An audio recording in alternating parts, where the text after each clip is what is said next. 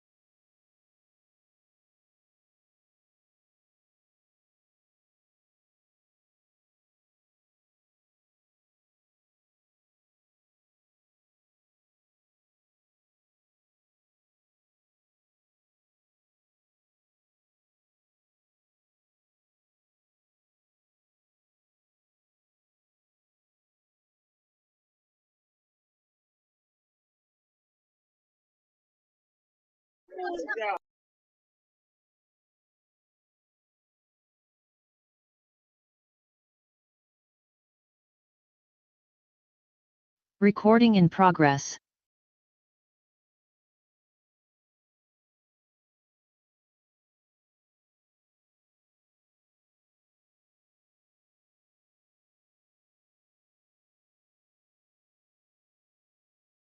There will now be a moment of silence prayer. Please be seated. Thank you.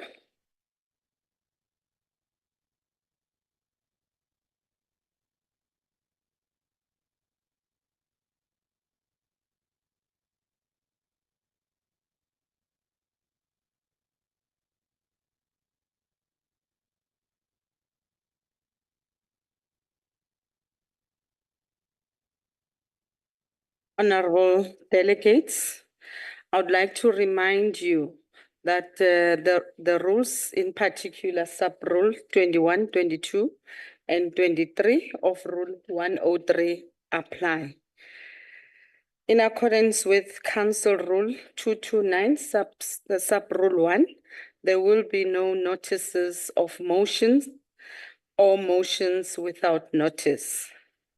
Honorable delegates, before we proceed to questions, I'd like to take this opportunity to welcome the ministers from Peace and Security Cluster, specifically the Minister of Correctional Services, as well as the Minister of Justice and Constitutional Development. Of course, they are also with their deputy ministers.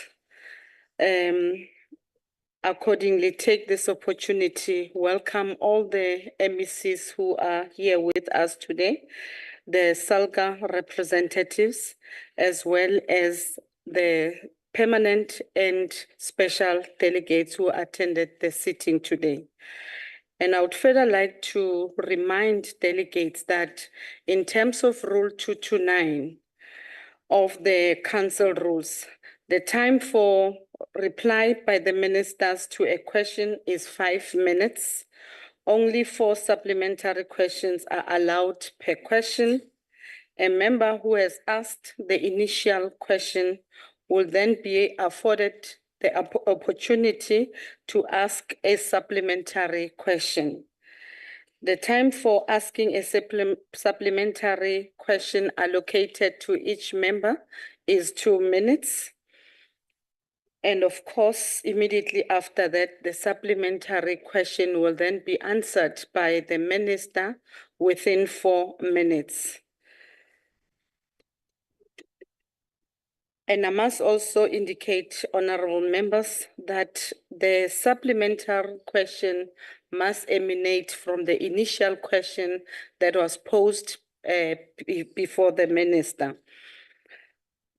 I now call upon Minister of Correctional Services to respond to question number 47 as asked by Honorable Nue. Over to you, Honorable Minister. You can take the podium. Say again? Oh, must I go there? Okay.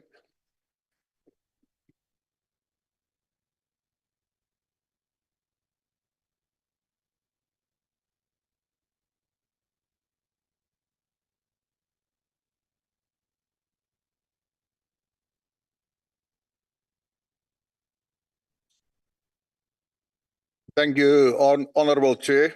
As you can see, it's the first time I appear in this house. It's the first time I speak here.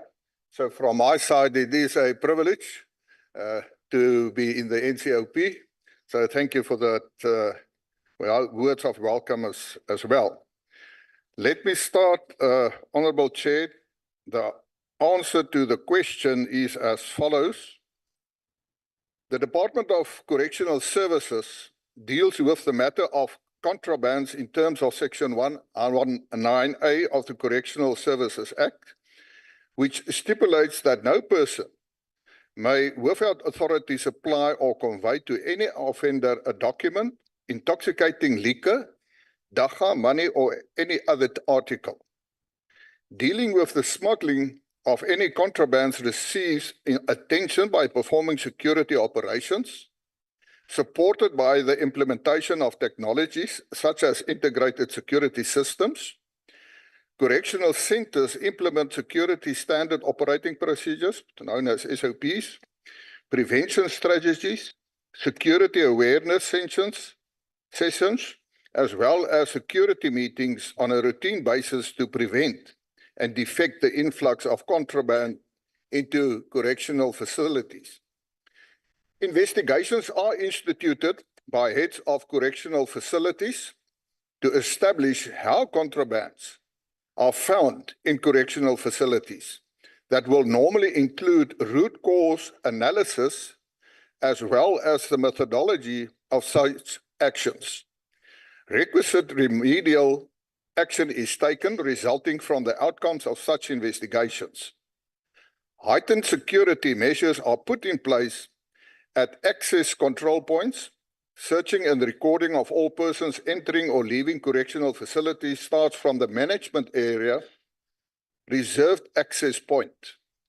Management also conducts surprise visits at access control points to monitor the compliance.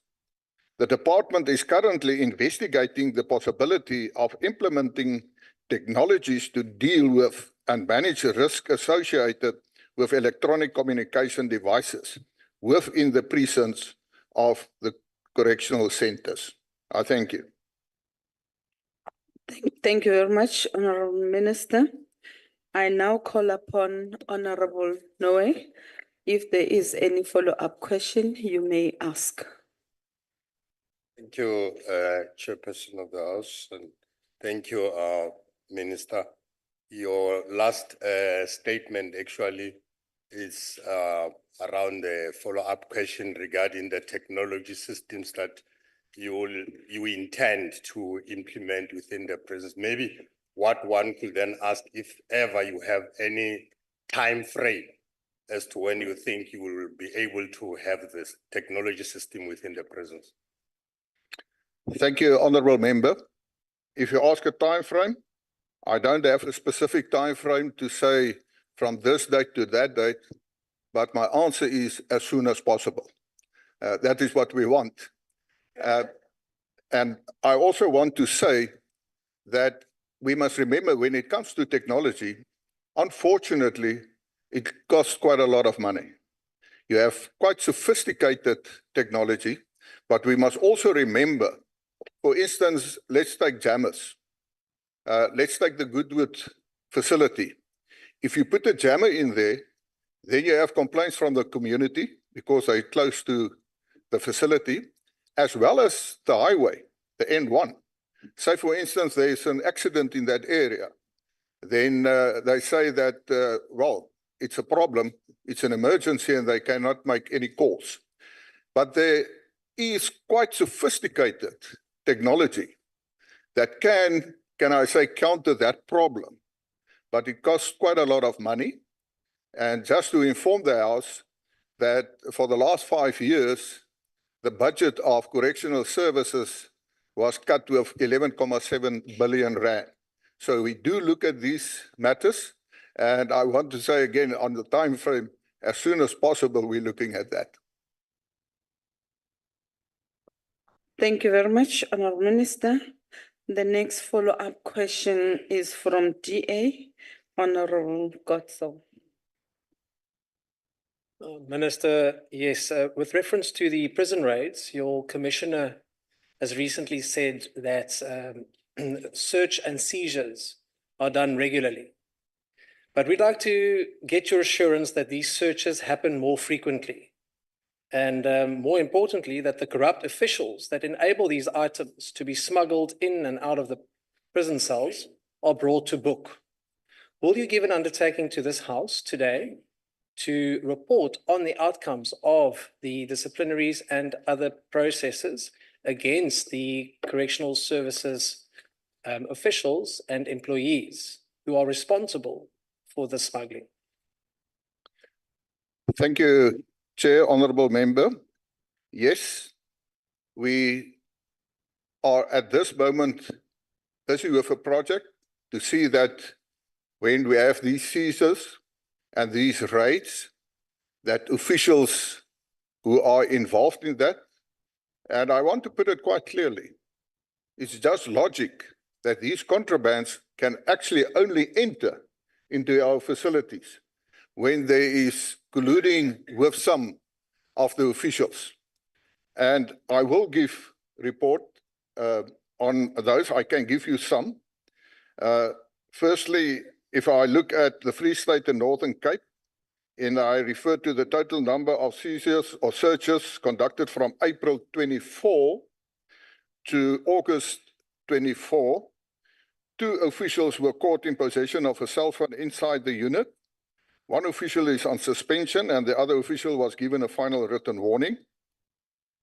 Also, as far as the offender is concerned, 1 offender was found with a cell phone in his possession. He was segregated for 7 days and lost the amenities. And 6 offenders were found guilty after the departmental investigation privilege of making calls and visits were stopped for 42 days. So yes, we are taking steps, and I will from time to time update, because it is important. And I said it on many times, a priority is that there must be consequence management.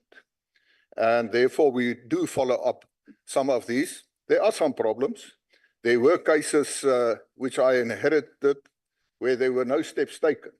But I will also attend to that as far as that is concerned.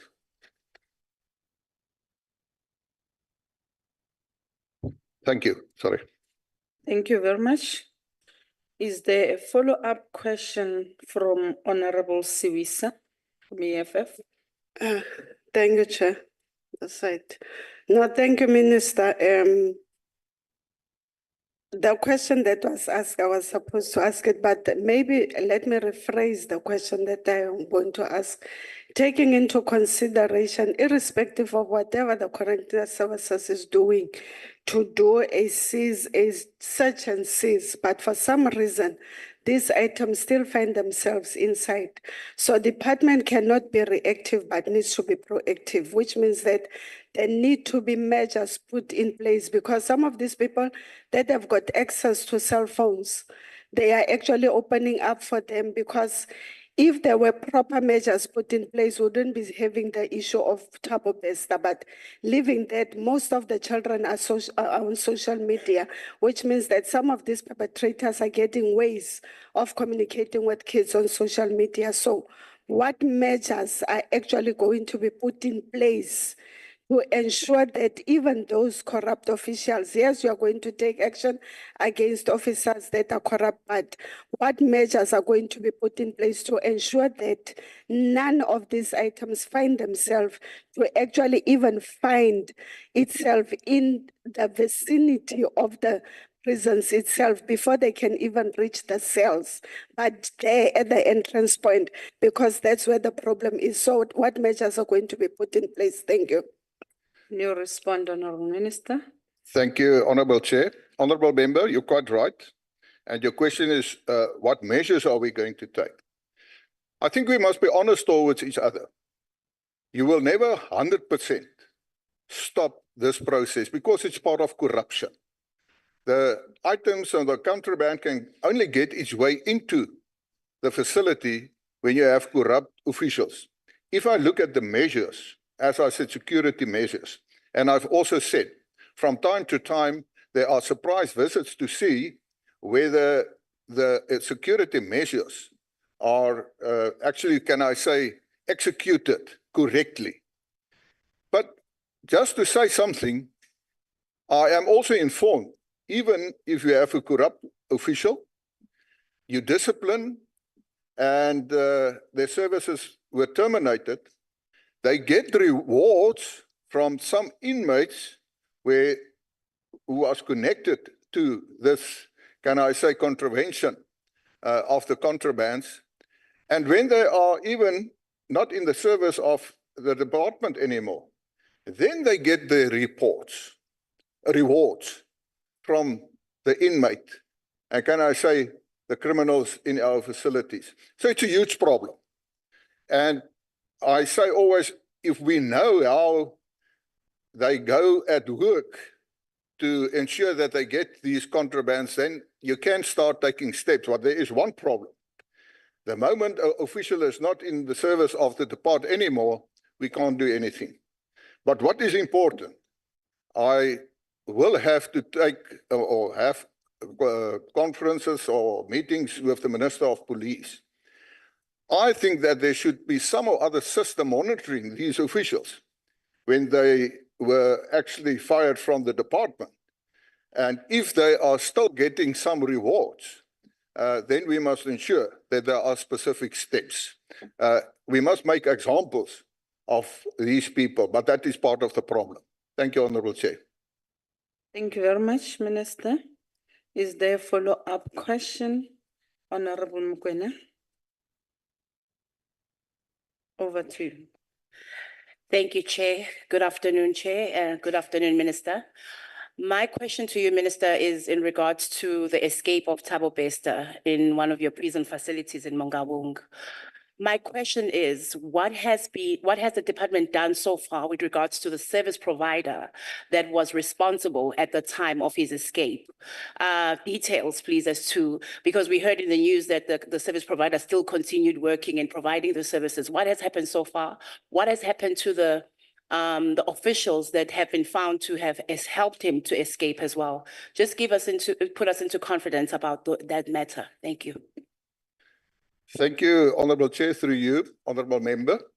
Let me start by saying that the whole G4S issue and Thabo Bester at this stage, we are in a litigation process. So unfortunately, it is, like they say, sub judice. I cannot go into those details. What I said, it is quite clear from the Thabo Bester situation that there is an idea, specifically when it comes to the public, that you must outsource to private companies when it comes, for instance, and ensure that there's less corruption. Now, I think the Thabo Bester matter actually proved that that is not necessarily the case as far as, can I say, privatization, or can I say using private companies to do that. I also want to put on record, I said the first facility I want to visit is the Magaung, as well as Grootvlei. I had appointments for 2 times, and unfortunately I had to cancel that because I said I want to see the CEO of the private company, and I want to hear exactly what they did. For instance, it is their, the employee or the employees are their employees and not ours, but what steps have been taken. So unfortunately, if you ask what steps have been taken, I can't answer you on that, but be assured that I want to know that, but also remember it is outside the authority of the Correctional Services. Thank you, Honourable Chair. Thank you very much, Honourable Minister. We are now proceeding to question 61. Can you please respond to the question as asked by Honourable Billy? Thank you, Honourable Chair. Overcrowding is a huge problem, but I first just want to give a perspective. When we talk about overcrowding, we have in our facilities now about 100 and can I say almost 108,000 beds in our facilities. But we have just under, make it 100,000 inmates who had been sentenced. So when we talk about prisoners who have been sentenced, we have enough space. But our problem is with overcrowding in the terms of, can I say, the remand detainees. People awaiting trial. And that is a process on its own with its problems. So if we can deal with that, of course, then we have enough space. But let me give you the answer to the question. The Department of Correctional Services is at the front end of the criminal justice system. through the detention of remand detainees and tail end through the detention of unsentenced inmates. The department continues to implement the overcrowding reduction strategy, which elaborates on direct and indirect measures to manage overcrowding within correctional facilities. Direct measures are those that result in the reduction of inmates, whereas the indirect measures are for facilitating the reduction through cooperation with relevant stakeholders who contribute to overcrowding of implementation of activities. Section 49G of the Correctional Services Act, as amended, determines as follows. It says the period of incarceration of a remand detainee must not exceed 2 years from the initial date of admission into the remand detention facility, without such matter having been brought to the attention of the court concerned in the manner set out in this section, provided that no remand detainee shall be brought before a court in terms of this section if such remand detainee had appeared before a court 3 months immediately prior to the expiry of such 2-year period, and the court during that appearance considered the continued detention of such detainee. Now, that's what the Act says. The section makes provision for the DCS to refer the remand detainees to court before completing a period of 2 years for consideration of their detention, and thereafter annually if the remand detainee remains in detention after the initial referral. The monthly submission of Section 49G referrals to court takes place at center level. However, due to the nature of crime committed, referral court for consideration of length of detention result in a less success. During the 23-24 financial year, a total number of 9,667 applications were submitted, and only 274 of those applications were successful, which translates to 2.83% reduction. Can I also say, in terms of Section 63, it also allows the accused offender or the prosecutor to approach the court for a review of bail. All the RDs with bail qualify for bail review. However, DCS cannot initiate the process without the permission of the offender. Submissions in terms of Section 63A and 63(1) happen on a monthly basis at center level.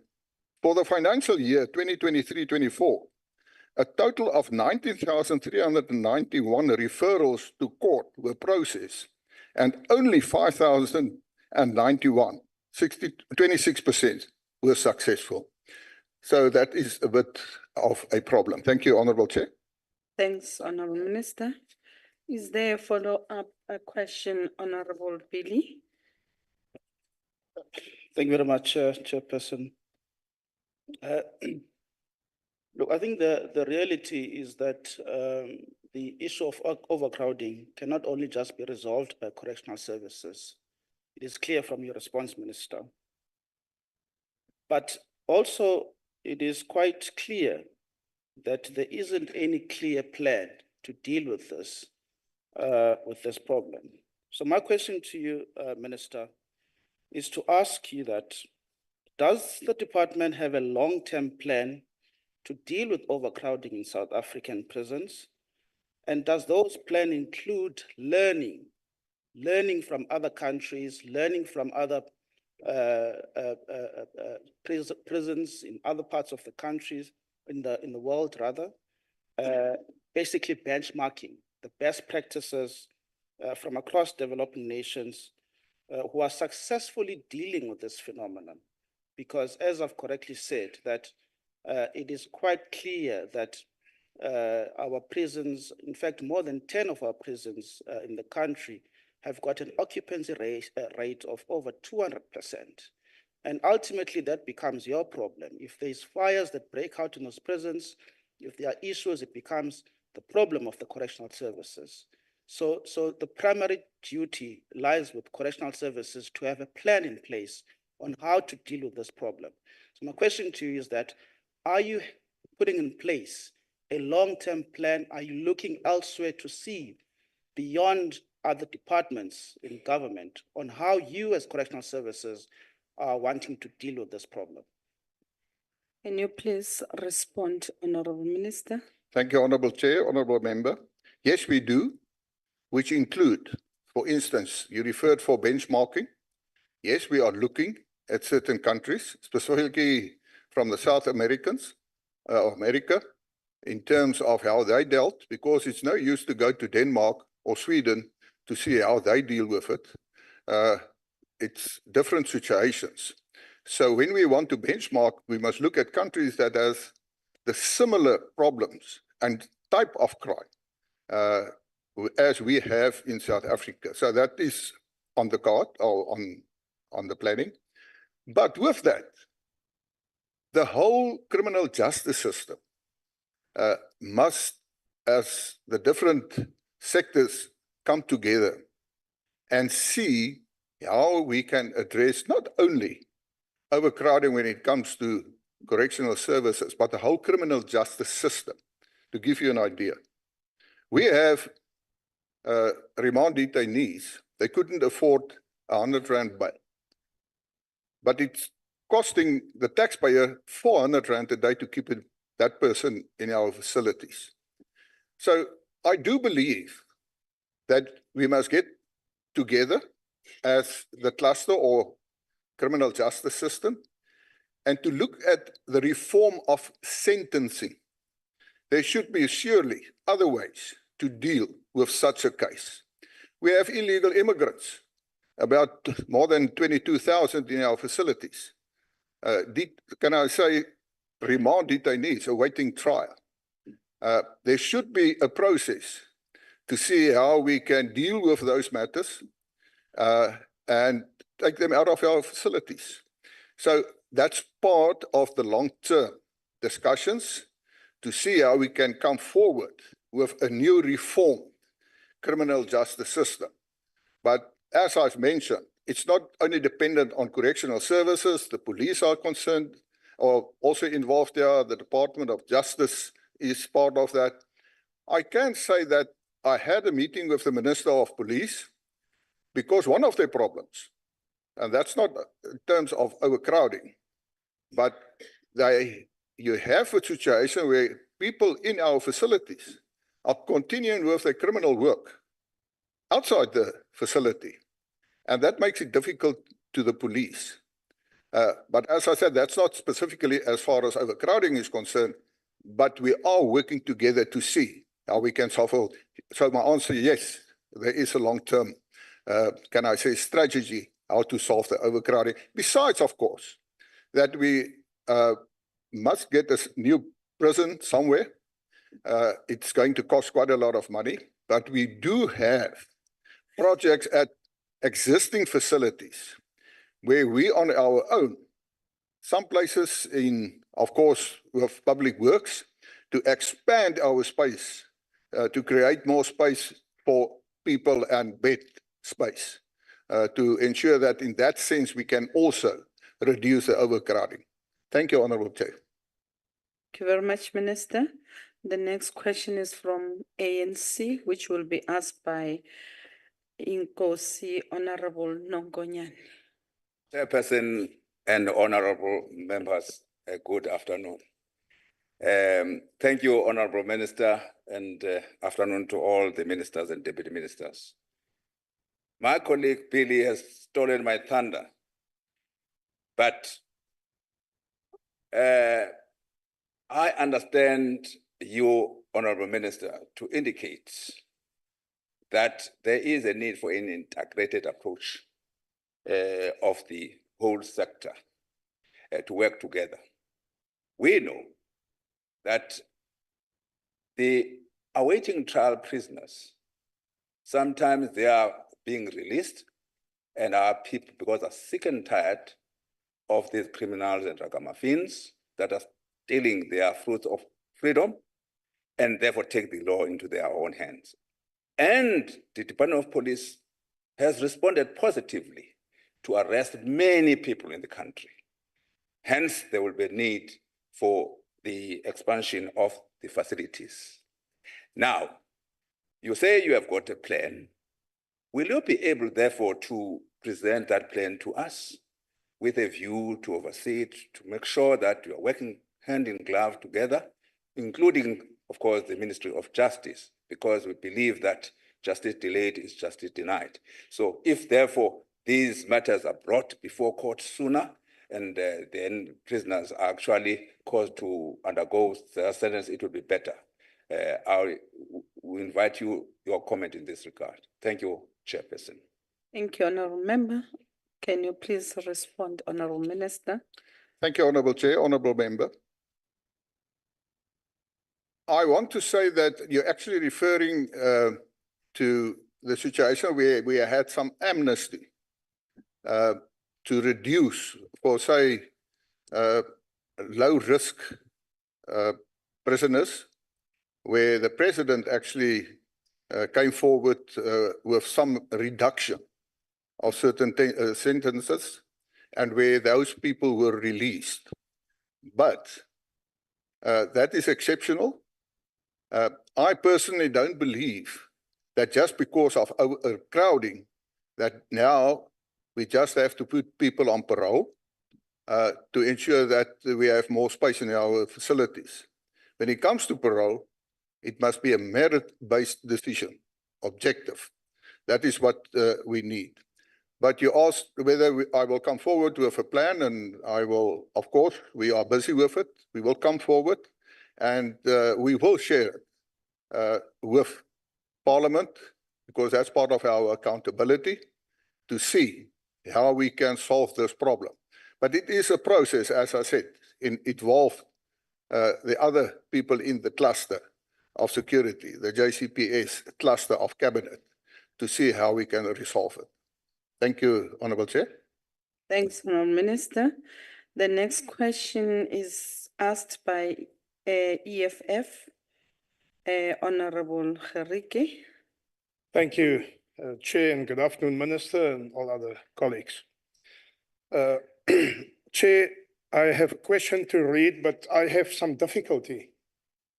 Difficulty is that we are struggling at the moment to get out of a system, and we are asking the very same people that have us in the same problem for answers and for solutions. Just park that, that's just a mental note. So we were stuck in this problem because we revert to the same people that oppressed us, that put us in jail and in prison, and now we're coming out to us answers from the very same people. And we are not referring to white people, we're referring to the entire system. So overcrowding, Mr. Minister, is a major issue in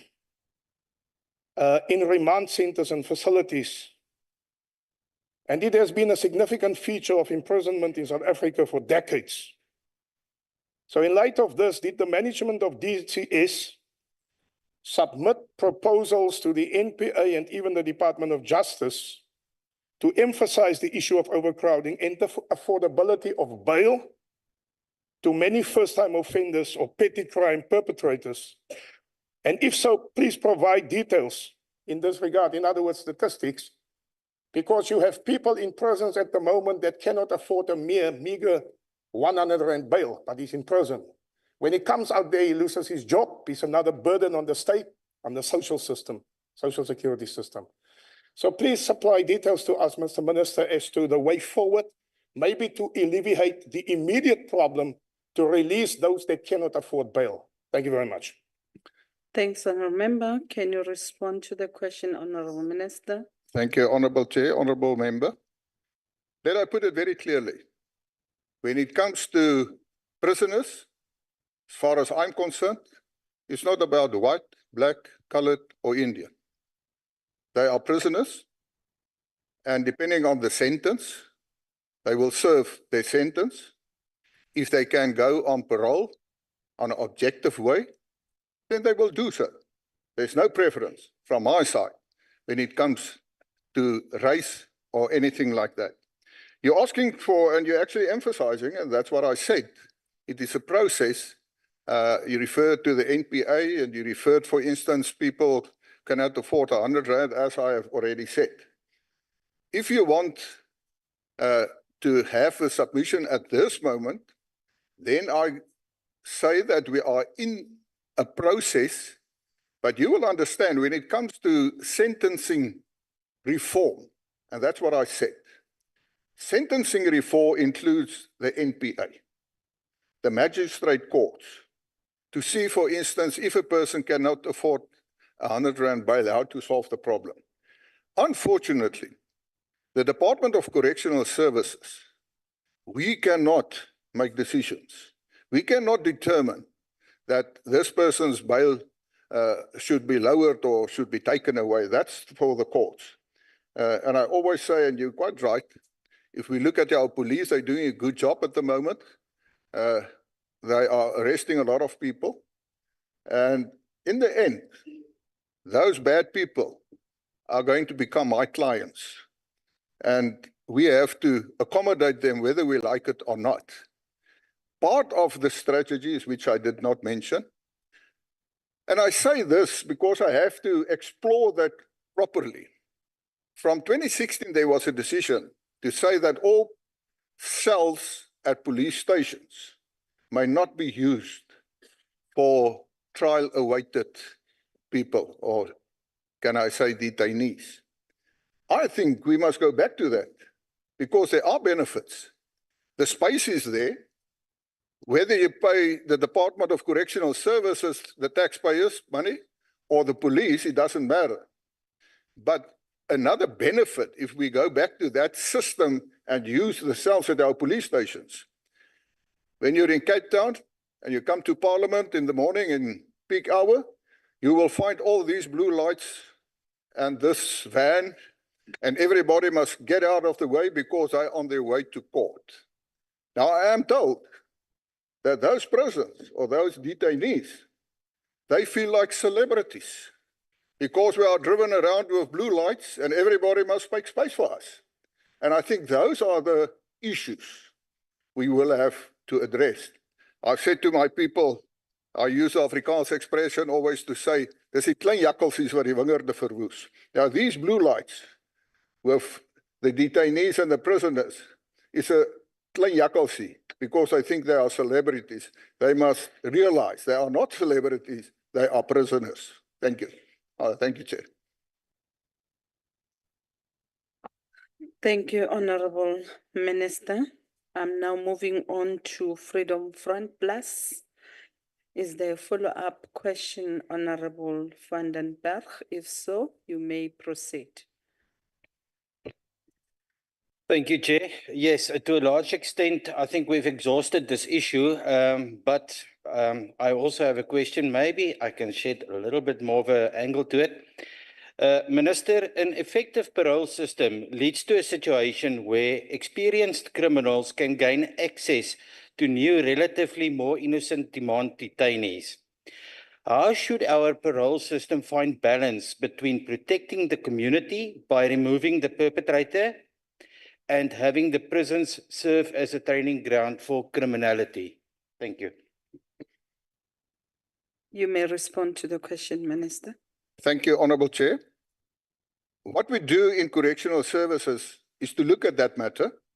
And we had the situation of, like they say, a prisoner that was actually removed from KZN to the Western Cape. And there was immediately response from the community. I call them the CCC. It's the Cape Town Crime Crisis Coalition. They immediately phoned me as minister or my office and said that this specific criminal, in fact, he is seen as now the lord of the gangs, is in Western Cape. And the problem is that in the Western Cape, when it comes to gang violence, it is exactly what you say. It's not only, can I say, isolated within the prison, it is actually in the community. And there are certain orders given. I've never been part of a gang, so I don't know how the orders are given. I was told that this specific prisoner said, ek kom bietjie die tuin skoonmaak. I must clean the garden. Now, in their language they know exactly what that means. And from the CCC, they said, it is actually the community that's paying the price. Innocent people getting in crossfires and that sort of things. So that's why we immediately reacted. And that person is, the next day, was removed out of the Western Cape. Actually, can I say it, CMAX in Pretoria. So we do look at that, because one way to deal with, can I say, the gangs is to cut off the communication. So we're looking at that as well. Thank you, Honourable Chair. Thank you very much, Minister. We've now exhausted this question. We are moving on to the next question, which is question number 49, as asked by Honorable Pala to the Minister. Can you kindly respond to the question?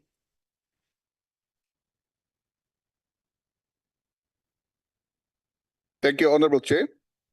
The answer to the question is as follows. DCS has target of on the annual performance plan that seeks to measure the number of socioeconomic opportunities facilitated for victims of crime. For 23-24 financial year, the target was to facilitate for 48 victims of crime to benefit from the socioeconomic opportunities, and DCS achieved 470. In the first quarter of the current financial year, the department has achieved 117 against a target of 17. These achievements are due to increased partnerships with NPOs and NGOs. The department has adopted a restorative justice program with the following objectives: dialogue or mediation processes for victims and offenders who are interested in repairing the harm caused by offending behavior, promote healing and restoration of relationships amongst the offenders, families, victims, and communities at large, whilst correcting offending behavior. The program provides therapy and counseling for identified victims of crime who show willingness to participate in the victim-offender dialogue or mediation program. This assists the victims to manage their pain and effects of crime and provide aftercare therapy or debriefing after the VOD or M encounter. The department also provides a victim empowerment program with a multidisciplinary approach involving sister departments such as South African Police Services, Departments of Justice and Constitutional Development, of Education and of Social Development, that assist in the reintegration of offenders back into society. These programs are successful in that they prevent victims of crime from pursuing a life of crime out of anger and revenge. They also alleviate poverty and provide income relief to victims of crime and bridge skill gaps, as some could not pursue higher education and complete level education. I thank you, Honourable Chair. Thank you very much, Honourable Minister. I now call upon Honourable Pala from ANC to make a follow-up question. Thank you, Chair of the session, and good afternoon, Minister.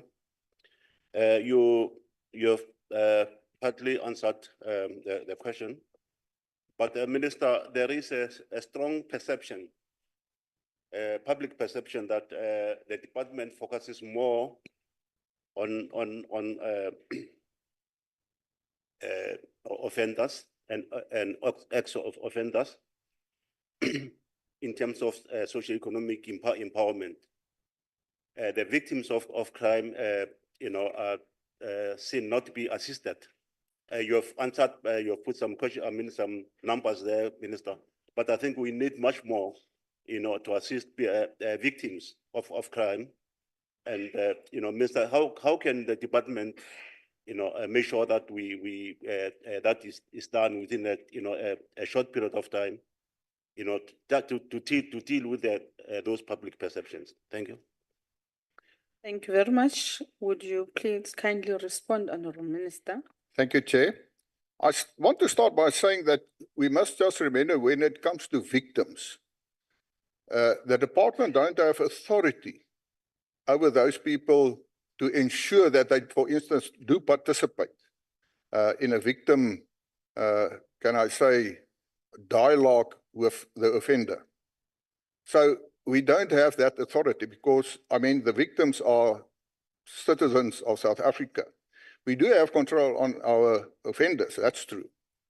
But as I said, that there are certain, can I say, agreements as far as NGOs are concerned and public-private partners to see how we can assist those victims specifically. I think the problem is, you mentioned a perception of people. And I think that perception is created when it comes to bail. And we had the last incident of the Van der Westhuizen case, where, for instance, the parole board of Malmesbury, can I say, accept bail for the Van der Westhuizen inmate.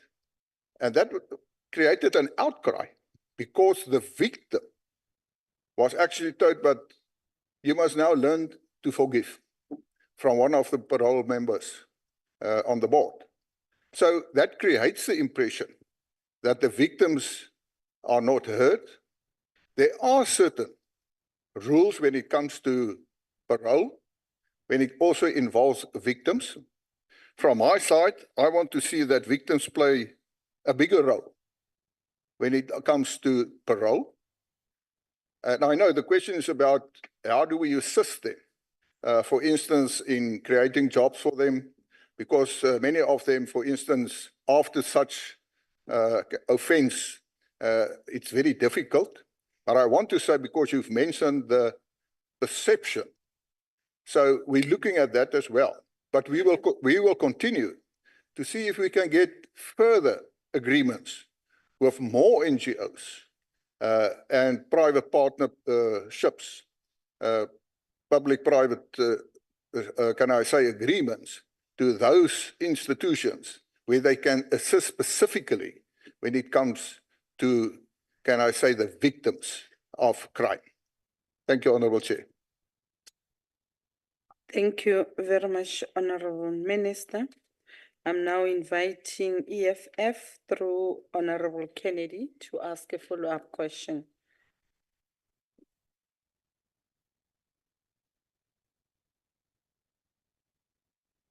Thank you, Honorable Chair of the session and Honorable Minister.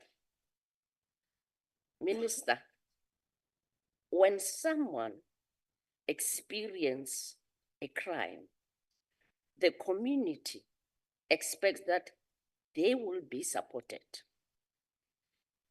and that somehow their needs will be met. In the past, we may have assumed that these needs related only to the outcome of a prosecution process. However, we have come to understand that victims' needs are varied and that their experiences are also varied. In light of this, what programs have been put in place to cater for this diversity in needs? Thank you. Honourable Minister, please respond. Thank you, Honourable Chair, Honourable Member. If I understand you correctly, you specifically referred for the community, and I do understand and I agree. When a member of the community were the victim of, say, for instance, an assault with the intent to gross bodily harm, it is traumatic. And it also influences the community. But we must also understand that is outside the mandate of correctional services. Only when the offender has been sentenced, where the Correctional Services Department can get involved. What you are mentioning, I think it's more to social services. And I think a good example is actually the communities or in the Western Cape because of the gang fights, where children, innocent people, are getting killed in crossfire. Now, I can just imagine. It is actually creating a traumatized community. And again, as far as that is also concerned, we will have to take hands. Remember, I said it's outside the mandate of Correctional Services, but that's where police can play a role again. That's where justice can play a role again. That's where social services can play a role. Even the housing department, you don't know what the specific circumstances are, but suffice to say, unfortunately, it's outside our mandate, but I do think there are certain steps to be taken, as I've mentioned. Thank you, Honourable Chair. Thank you, Honourable Minister. I'm now going to move. I'm told that Honourable Farmer is not here with us. I will then proceed to DA to ask follow-up question. Honourable Mukai. Thank you very much, Honorable Chair, and good afternoon to the Honorable Minister. I just want to throw a spanner in the wheel, Honorable Minister. In light of the recent Sun City raids, does the Minister agree that it is in fact not the parolees and ex-offenders, but the Correctional Services employees who are benefiting from economic empowerment initiatives at the expense of victims? Especially, as you mentioned, Honorable Minister, officials who get rewarded after they leave the service. Thank you very much, Honorable Chair. Can you please respond to the question, Honourable Minister? Thank you, Honourable Chair. I hear what you say, that actually the real beneficiaries are actually the police, if I understood you, if I understand you correctly, and the officials from Correctional Services, when we talk about the rates. I hear what you say, but I not necessarily agree with you. Because if we can get the, can I say, the officials who are part of, and I've said it just now when I refer to the contraband, they will pay a price. I think part of the problem in South Africa, and I say South Africa, it's not only Correctional Services, it's impunity. People, like they always say, some people really get away with murder. And that's why I say that we have to look at the whole system as such. And as I've mentioned, for instance, we are providing victim empowerment programs. So it's not that we ignore the victims. The victims are very important. And I can also say that we are looking at the process when it comes to the reform of the parole system as such. And part of that from my side is to see that victims are playing a bigger part in the final determining of if a person qualifies or can go on parole or not.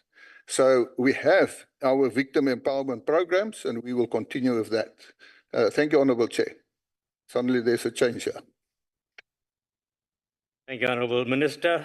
Greetings to the Minister, the Deputy Minister that's here, and greetings to all colleagues. Honourable Minister, we now move on to the next question. That is question number 64 that was posed by the Honourable Harika. Could you respond, Honourable Minister? Thank you, Honourable Chair. The answer to the question of 64 is as follows.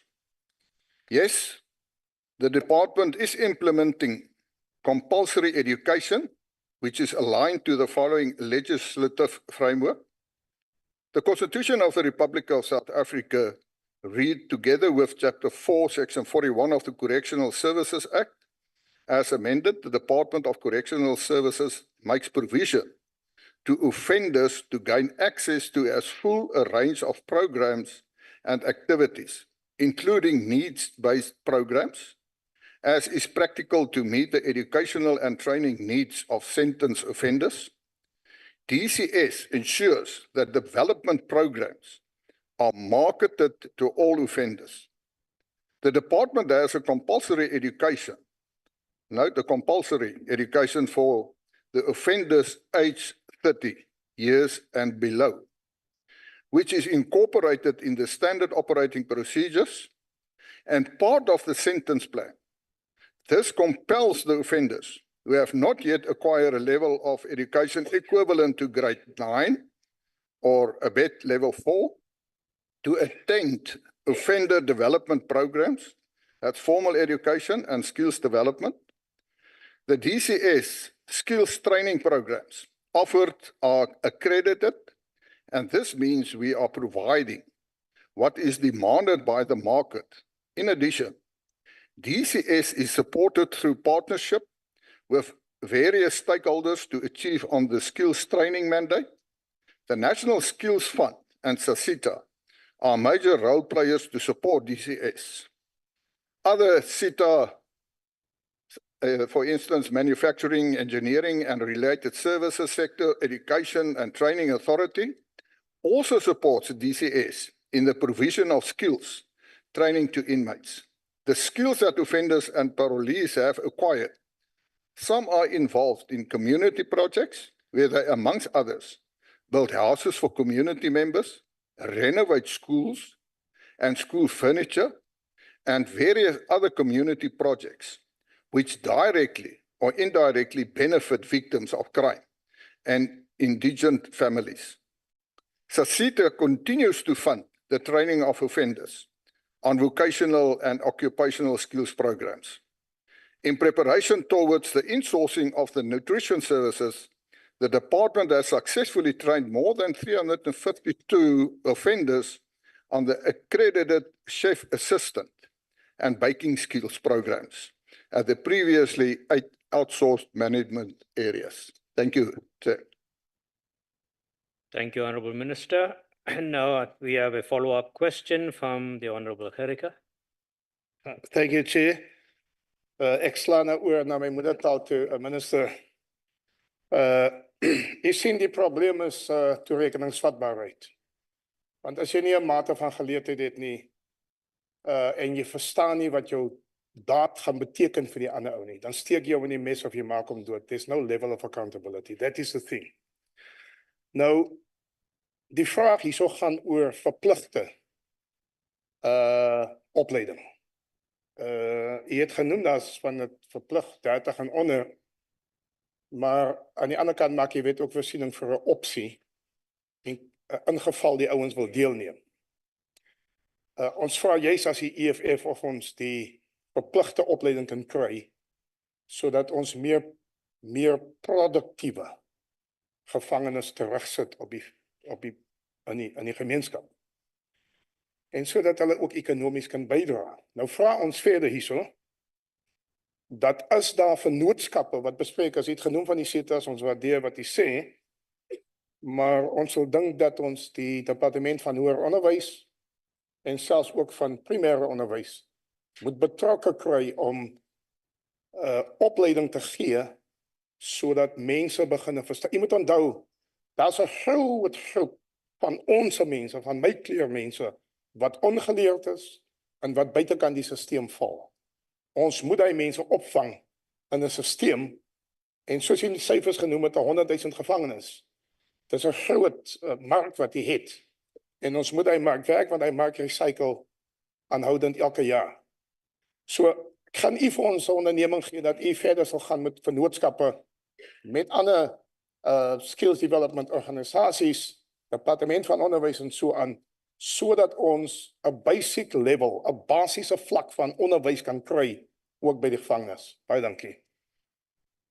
Thank you, Honourable Member. Honourable Minister, respond. Dankie, agbare voorsitter. Ek en die agbare lid deel dieselfde moedertaal. Hy het sy vraag in Afrikaans gevra. So kom ek sê vir die agbare lid die volgende. Ek kan sommer dadelik sê, ja, ons sal voortgaan. Ek is op hierdie stadium besig met 'n proses waar ons met sekere private instansies probeer om 'n plan op die tafel te sit wat betref spesifiek, en dit gaan saam met selfvoorsienigheid in die landbousektor. En deel van daardie aspek is, meeste van ons fasiliteite het landbougrond. Daardie landbougrond, daar word van die plekke gebruik waar daar kos geproduseer word vir die instelling. Daar is selfs plekke waar hulle verkoop aan die publiek. Hoendereiers en al daardie tipe van goed, daar is bakkerye. Maar as ek nou spesifiek na die projek toe terugkom, is dan deel daarvan om op die einde van die dag 'n sertifikaat te kan uitreik. Kom ons sê byvoorbeeld, die persoon het nou intussen geleer hoe om 'n trekker te bestuur. Dan kry jy 'n sertifikaat wat sê hierdie persoon het gekwalifiseer en kan 'n trekker bestuur. En daardie persoon kan met daardie sertifikaat kan hy gaan werk doen en gaan hy dalk makliker kry.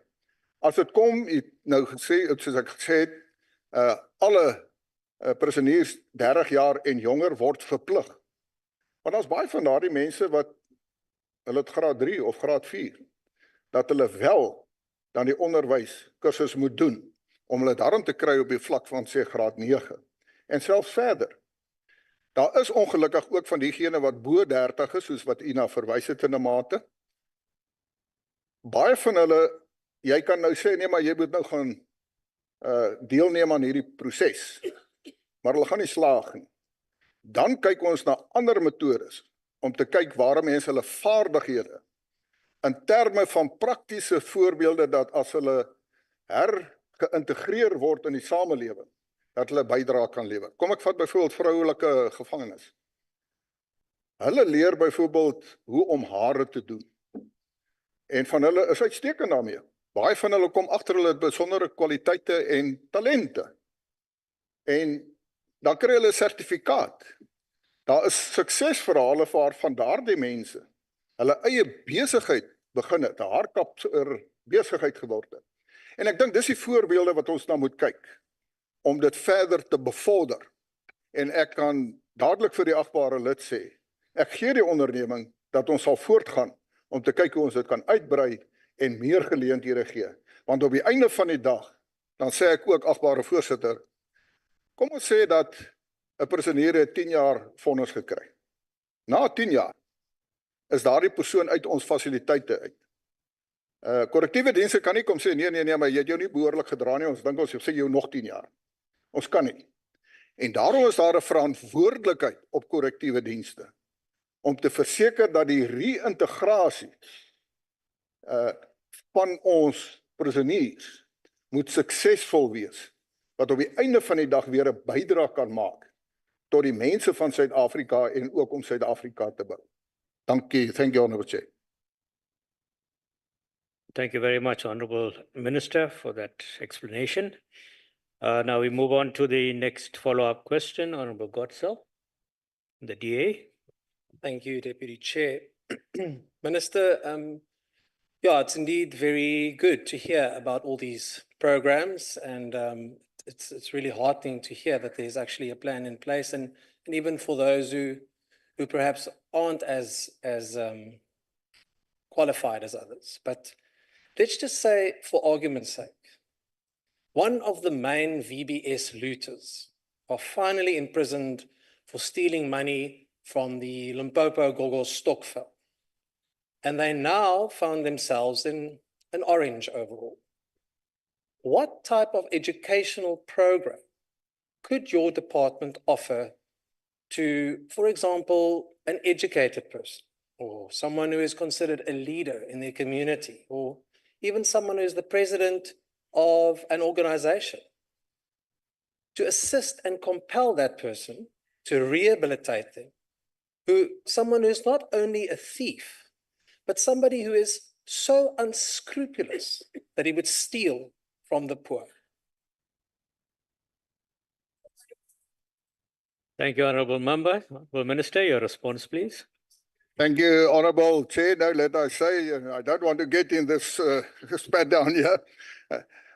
I think what you are saying, because it's true, you will get well-educated people, like a CEO, for instance.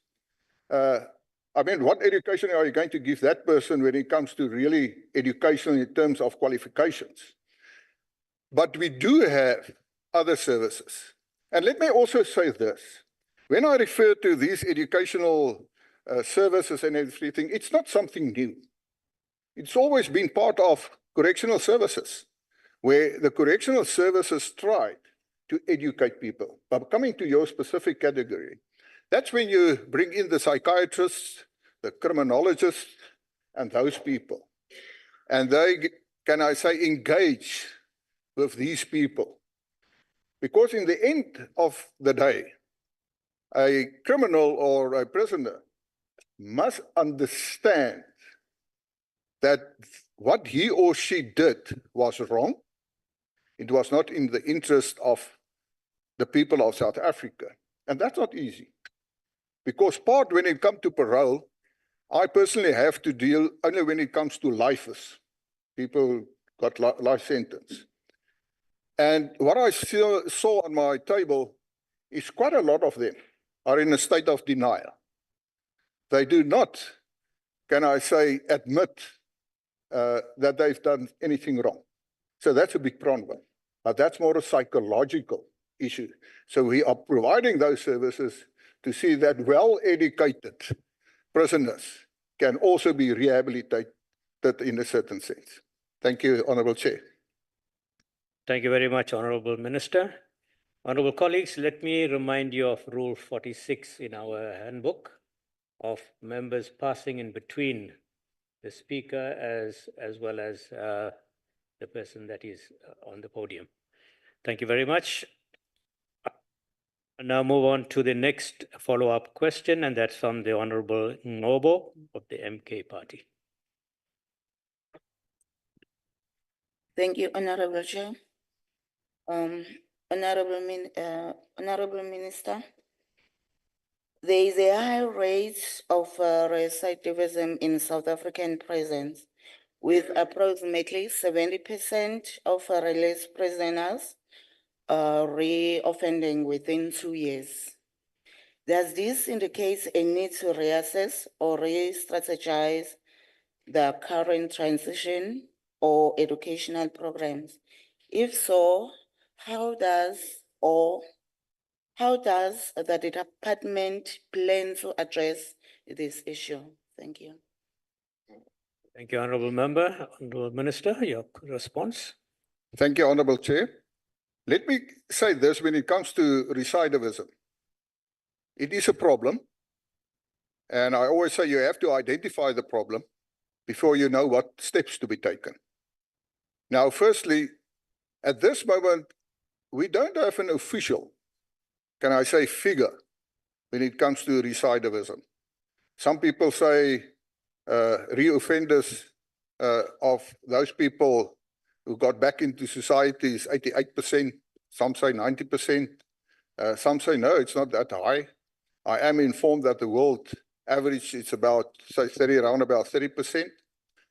So what we are doing, we are looking into universities who can assist with proper research so that we can have those figures. But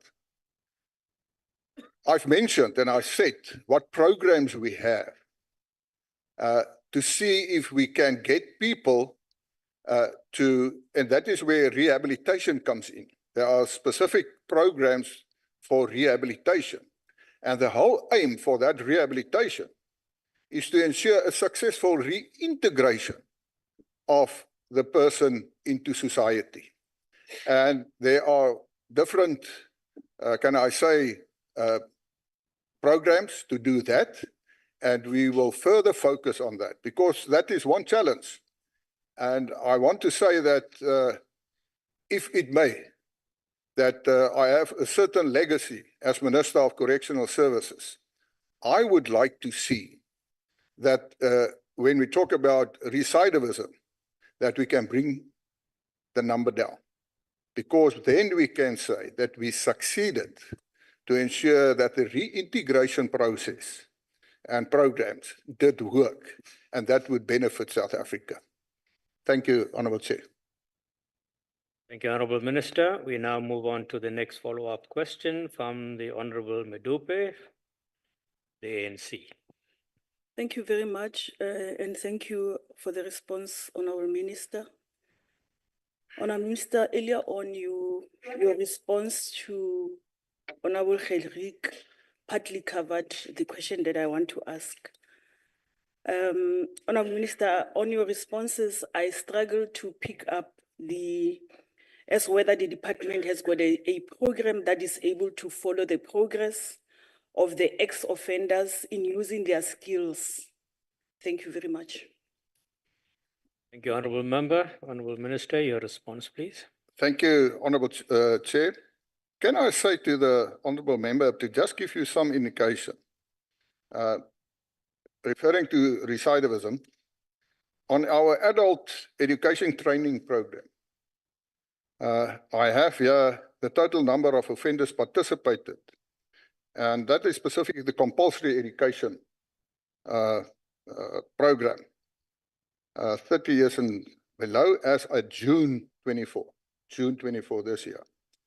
In total, we had, let me quickly say, in the Eastern Cape, 196, Gauteng, 53, in the Free State, Northern Cape, 194, and I can continue.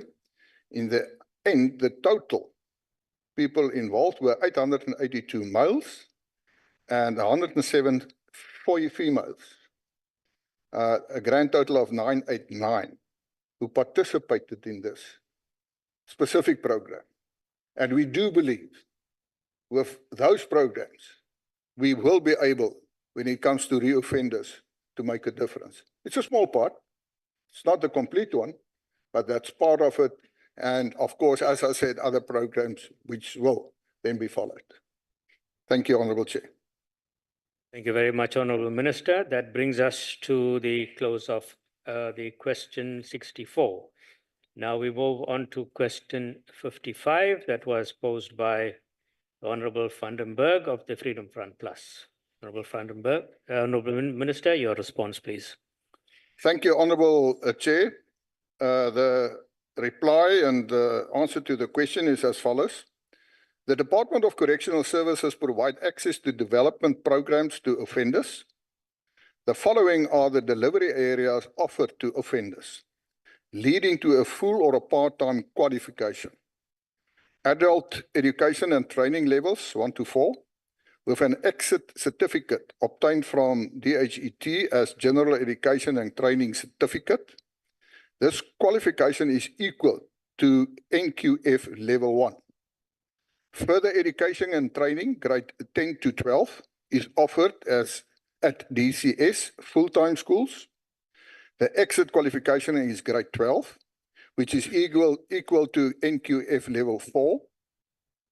Technical vocational education and training, college programs, engineering studies, N1 to N6, business studies, N4 to N6, national certificate vocational level 2 to 4, and occupational and vocational skills programs accredited by the Sector Education and Training Authority, and Quality Council for Traders and Occupations.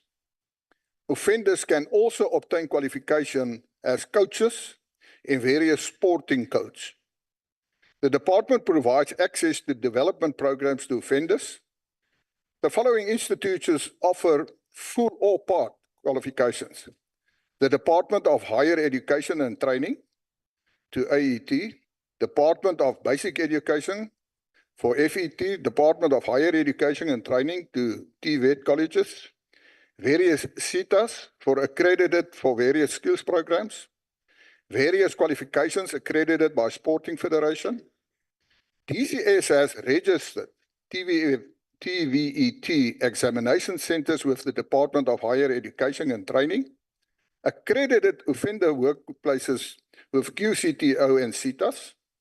Yes, on the second part, there are support programs to assist released parolees and probationers to gain experience in line with qualifications acquired during incarceration. For instance, to gain experience with such qualifications, the department has made some strides in order to assist parolees and probationers in search of economic opportunities. That's access to education, training, skills development, guidance, entrepreneurship, and employment. DCS is working closely with various stakeholders to seek opportunities for parolees and probationers to do practical learning and workplace exposure in line with qualifications that parolees and probationers acquired while incarcerated. DCS conducts community work, which provides a platform for parolees and probationers to practice skills acquired during incarceration as a means of rendering community services. It ranges from building of houses for needy families, renovation of schools, refurbishment of school furniture, agriculture, painting, etc. Where skills gap is identified, DCS bridges the gaps by enrolling parolees and probationers on learnerships of skills programs to prepare and improve their chances of entering job market. As far as the B part is concerned, get employment in their fields of study through the existing partnership with external stakeholders. DCS had made means for qualified parolees and probationers to be employed in their field of study. However, it is not always possible, and therefore they are encouraged to further their studies in order to have a full or complete qualification of what they learned in correctional centers. They're also encouraged to venture into something new for them. DCS advocates for entrepreneurship. Given South Africa's unemployment status and to support the idea, DCS has facilitated new venture creation programs, learnerships, partnered with the Development Bank of South Africa and the National Youth Development Agency. I thank you. Thank you very much, Honourable Minister. We now move on to Honourable Gericke. Do you have a follow-up?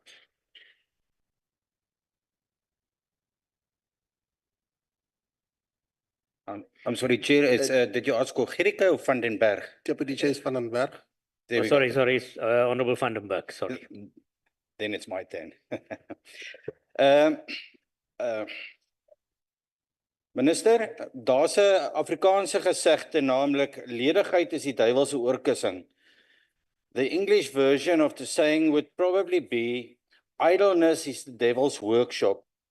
It would imply that a mind that is kept busy does not have time to degenerate into adverse thoughts. Now, Minister, my question to you, is it perhaps possible that we could be looking at reintegrating prisoners back into employment possibilities, perhaps looking at public programs, public building programs, employing prisoners that's close to parole at the building sites, etc. Should that not be a good program to get them reintegrated into society? Thank you. Thank you, Honourable Van den Berg. Honourable Minister, your response. Thank you, Honourable Chair, Honourable Member. Thank you. You referred to the devil's workshop.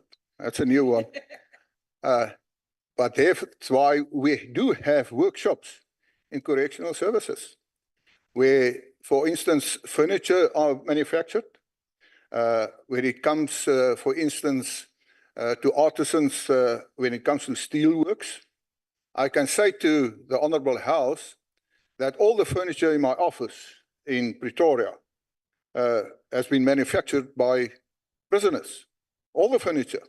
It's quality, it's good, and I already mentioned that, for instance, when it comes to communities, we have prisoners who assist building schools, manufacturing furniture for those schools. I would like to see that we expand that. For instance, when it comes to agriculture, I said it is about self-sufficiency, that we can save the taxpayers' money to ensure that every facility can get their food from our own production when it comes to agricultural products. So the programs are there. And I can assure the Honourable Member that, yes, we see how we can combine it with community projects. I've mentioned, like, for instance, assist with building of schools, manufacturing furniture for schools. And I do believe if you are a prisoner, and it comes back to the reintegration or rehabilitation, if you feel that you did something positive, giving it back to the community by building or assisting in building a school, or manufacturing a piece of furniture, I do believe that the rehabilitation process will be enhanced, and I do believe then that the reintegration will be more successful. I thank you, Honourable Chair. Thank you very much, Honourable Minister. We now move on to follow-up question 2 from the Honourable Harris of the EFF. Ja, baie dankie, agbare voorsitter. Minister, die program wat tans aangebied word vir gevangenisse, het blykbaar 'n aantal uitdagings. Daar's huidiglik 'n groot aantal prisionere wat uitval uit die leer-onderrig-proses. Dit is as gevolg van ongunstigde leeromgewing en leerstyle en 'n tekort aan klaskamers wat inisiatiewe het. Watter inisiatiewe het u geneem om fasiliteite te herbou en op te knap sodat hulle rehabilitasie en onderrigbehoeftes van gevangenes aangespreek word? Dankie. Thank you very much, Honourable Member. The response from the Minister. Thank you, Honourable Chair.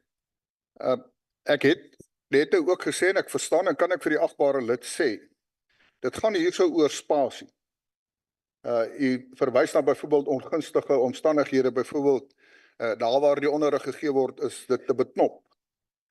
Ek het gesê ons het 'n hele paar projekte wat ons tans mee besig is waar ons uitbreidings by bestaande fasiliteite besig is om waar ons dan meer spasie skep wat ons mee betrokke is.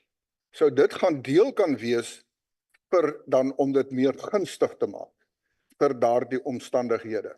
Ek verstaan, maar ons moet ook vir mekaar sê, ek dink as jy die hele dag moet sit en niks doen nie, the devil's workshop, al is die omstandighede miskien nie die gunstigste om te kan leer nie, is dit minstens 'n poging om te sê, hier is 'n geleentheid, maak gebruik daarvan.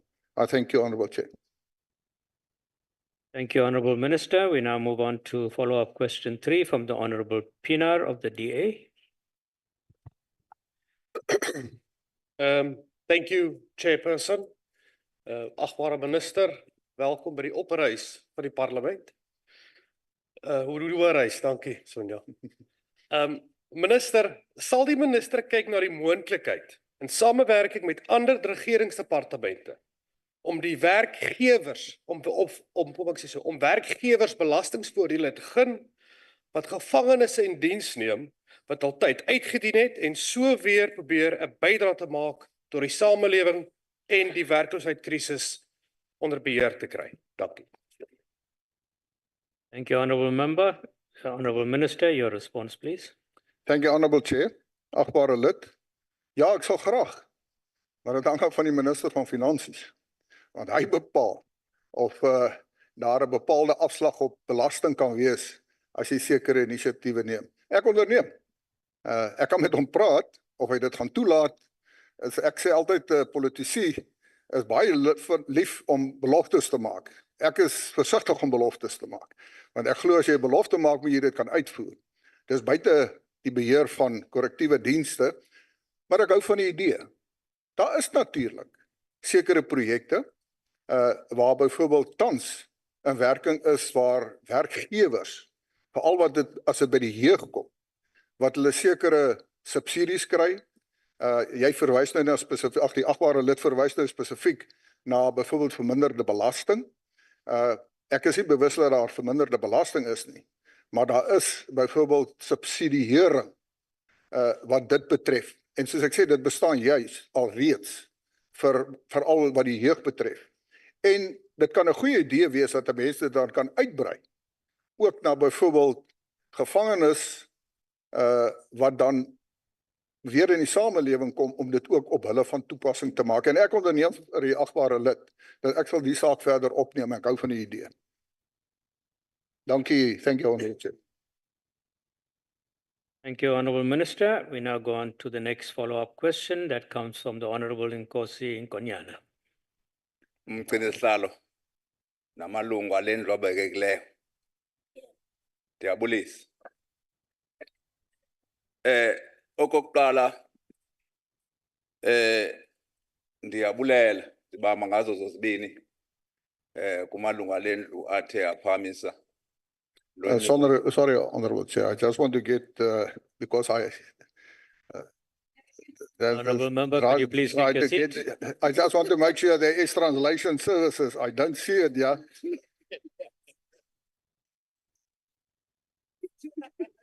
I am on 2 now. Yes. Okay, thank you. Sorry, Honorable Member. You can speak in your mother tongue language, I have no problem. Sorry, Honorable Member, could I ask table staff to reset the clock, please?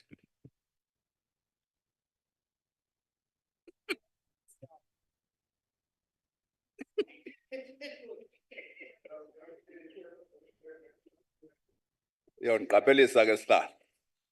Okay, Honorable Member, you may start. Thank you. Thank you. Mgcinisihlalo namalungu alendlu abekekileyo. Ndiphakama ndibulela kumalungu alendlu athe afaka le mibuzo neempendulo ke esithe sazifumana kuwe mphathiswa wesizwe. Enyanisweni kumnandi kuthi uqaphela into yoba ukulungiswa kwezimilo kwezaphuli-mthetho ezintolongweni noba bafundiswe izakhono enzele uba babe lulutho esizweni lubalulekile. Kodwa koba kuhle into yoba loo nto ningayipapashi ngokungathi kumnandi entolongweni. Kufuneka abantu bayazi uba intolongo le into efanele bangayi kuyo enze bangaphuli imithetho. Now, into endifuna ke ukuba uyilandelise kuwe into yoba siyaqaphela uba bakhona abafundisi abaphumayo pha babe bengabafundisi njalo njalo. Into entle ke noko leyo. Kodwa kuyafuneka into yoba usicacisele into yoba ezi zakhono bazinikwayo phaya sincedisa njani ekuguquleni ukuphucula imeko yabantu bakuthi ezilalini, ingakumbi ke ukuphucula imisebenzi nokuveza imisebenzi enzele uba babe lulutho apha kule mfazwe siyilwayo yokuba abantu bakuthi bafumane imisebenzi baphule kakuhle nempilo engcono. Ngamako. Thank you very much, Honorable Member. Your response, Honorable Minister. Thank you, Honorable Chair. I've answered the other people in Afrikaans because it's also my mother tongue, but I did follow the Honorable Member, so thank you for the question and thank you for the good word spoken. On your question to see how specifically in your region that people benefited and how they were reintegrated, if I understood you correctly. I do not have the figures here specific, and if I've listened to the Honorable Member, you must assist me. Are you from KZN? Ngicela ukunceda. Umphathiswa andibuzi ngaloo nto. Into ebendicacisa. Sorry, there is no translation services. Right, it's there. Thank you. It's coming. Okay. Ndingabuzi ngaloo nto. Andisuki kwaZulu, ndisuka eMampondweni. IMpuma Kapa elaphondo lengcwele kulapho ndisuka khona. Bendisithi mphathiswa inhle into eniyenzayo yokokuba nifundise abantu izakhono yokuba babe lulutho esizweni xa bephuma kuMzantsi Afrika jikelele. Ndithetha egameni lombutho wesizwe, ndithethelele ngamaMpondo. Xa kungenwa ke ngoku loo nto, ingaba kufuneka ke ngoku niqinisekise into yoba ingaba bayasincedisa na kweli phulo lethu lokuvelisa uphuhliso lwesizwe, kube khona imisebenzi, indlala igxothwe, abantu bahlale kakuhle kwizweni loba omkhulu. Ngamako. Thank you, Honorable Member, for the explanation. I didn't want to stop the Honorable Member because I can't stop Nkosi I can't stop him, Kosi, when he's speaking, especially if he's got his stick in his hand. So I allowed you that. Honourable Minister, your response, please. Thank you, Honourable Chair, Honourable Member. Now, what we do is, if we give these people skills, depending what this type of skill is, I've mentioned there are different skills. For instance, when it comes to artisans, educational, and you would have noticed when I've gave some of the other courses, there are also people that can graduate when it comes to engineering and all those, even in business. So we do that, and if they are reintegrated in society, that they can contribute. But now, of course, we must also say, the moment the prisoners go back and reintegrated, they can go wherever they are or want to go. And what we do part of our rehabilitation is also to see how that specific inmate can be assisted by the community where he or she is coming from. I've referred, for instance, when it comes to parole of lifers, one of the questions I also ask, what are the possibilities for this specific prisoner, if he or she gets parole, how he will be integrated in the community? Does he have family support? And that is also very important. And I do understand it must be all over South Africa, but it is their free choice where they want to then apply those skills. And we do believe that when it comes, for instance, at unemployment in South Africa, that by that we can contribute. Because we must remember, one of the main aims, specifically when it comes to the government of national unity, is to ensure that we build the economy, and by that ensuring that we reduce the level of unemployment.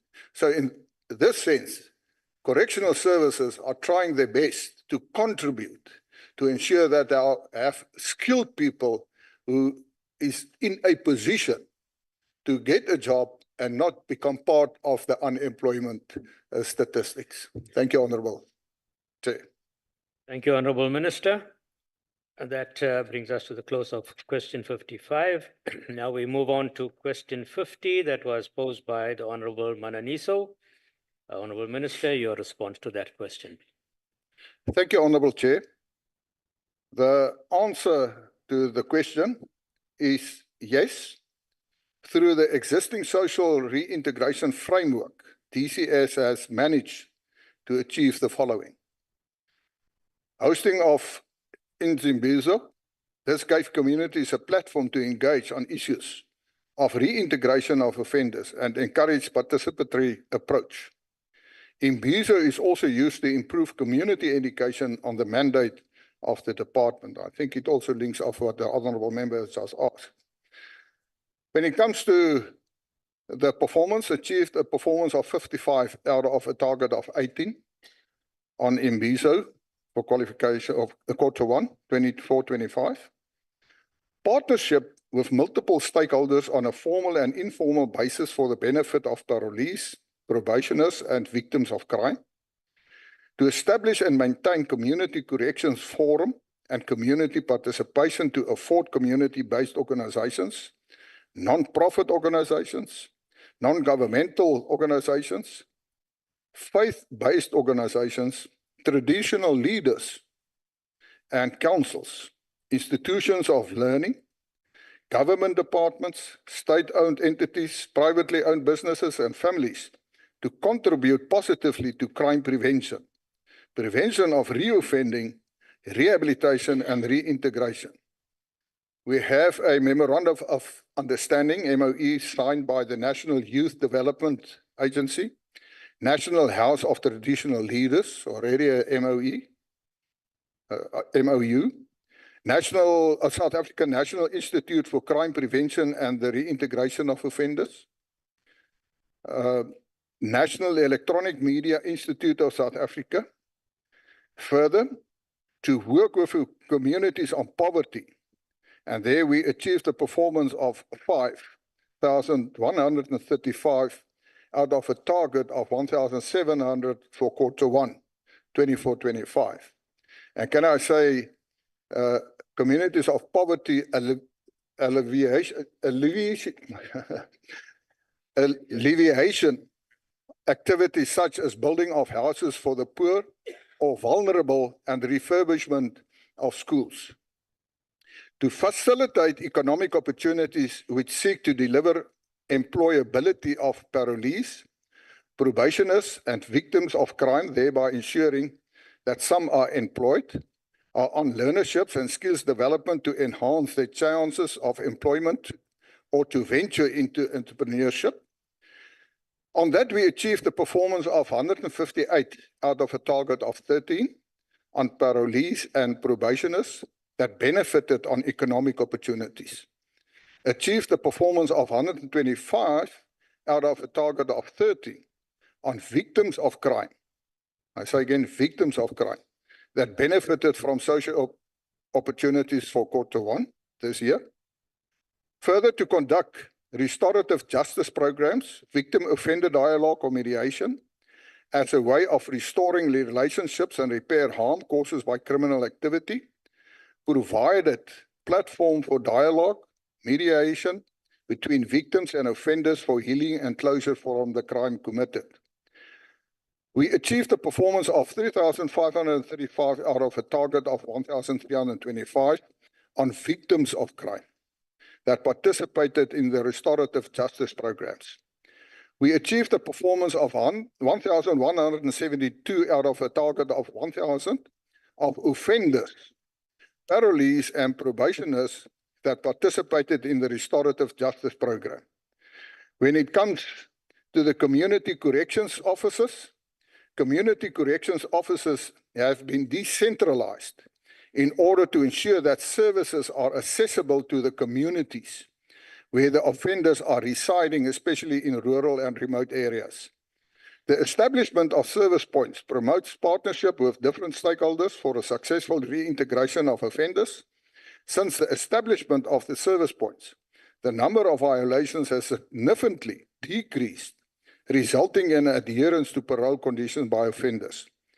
When it comes to family support, the families of offenders are a potential source of support and assistance when they re-enter the community. Offenders with greater family support do better in terms of obtaining employment and having greater stability in employment than those with less or no support. I thank you. Thank you, Honourable Minister. I now go to the follow-up questions from Honourable Mananiso of the ANC. Thank you, Chairperson. Ere ke leboge, ke congratulate Minister mo rolong ya gagwe e ntšha. And I want to wish you well, Minister, because I can see as you are responding, it really shows that you took time in terms of understanding how far did the honorable member, the minister who came before you, have went. And I really appreciate the passion of speaking about these integration programs that you have in the department. And one would want to say that you must continue where he has left and exceed where he has left. One thing that you have just highlighted now, Honorable Minister, is the fact that the department has exceeded its target. And I want to know that where the department has exceeded its target, does this particular outcome speaks to minimization of repeat offenders, or it's just, targets that are met, but yet there's no positive response in terms of minimizing that repetitive offenders, they come to jail time and again. I thank you. Yes. Thank you, Honourable Member. The Minister will now respond. Thank you, Honourable Chair. Let me say this, as the Honourable Member would have heard, that we do have follow-ups and we are already determined. For instance, when we have offenders and they were reintegrated in their communities, the more acceptance there is from the community, the better, can I say, the specific person is becoming as a contributor to the community. Where they have large families, then we have a situation that, and we've followed that up, as part of the research, as far as that is concerned, that they get much easier and employment where they can also ensure that they are not becoming part of the unemployed. So, yes, we have our targets. We're looking to see that we always at least make sure that we gain and ensure that we are on target. In this case, as you've mentioned, we over our targets. And I think that is also inspirational from Correctional Services when it comes to the employees of Correctional Services, that they can see there is progress, specific in that specific department, where people are, to say, successfully reintegrated into their communities. I thank you. Thank you, Honourable Minister. Now we go to the next follow-up question from the Honourable Billy of the DA. Honourable Billy.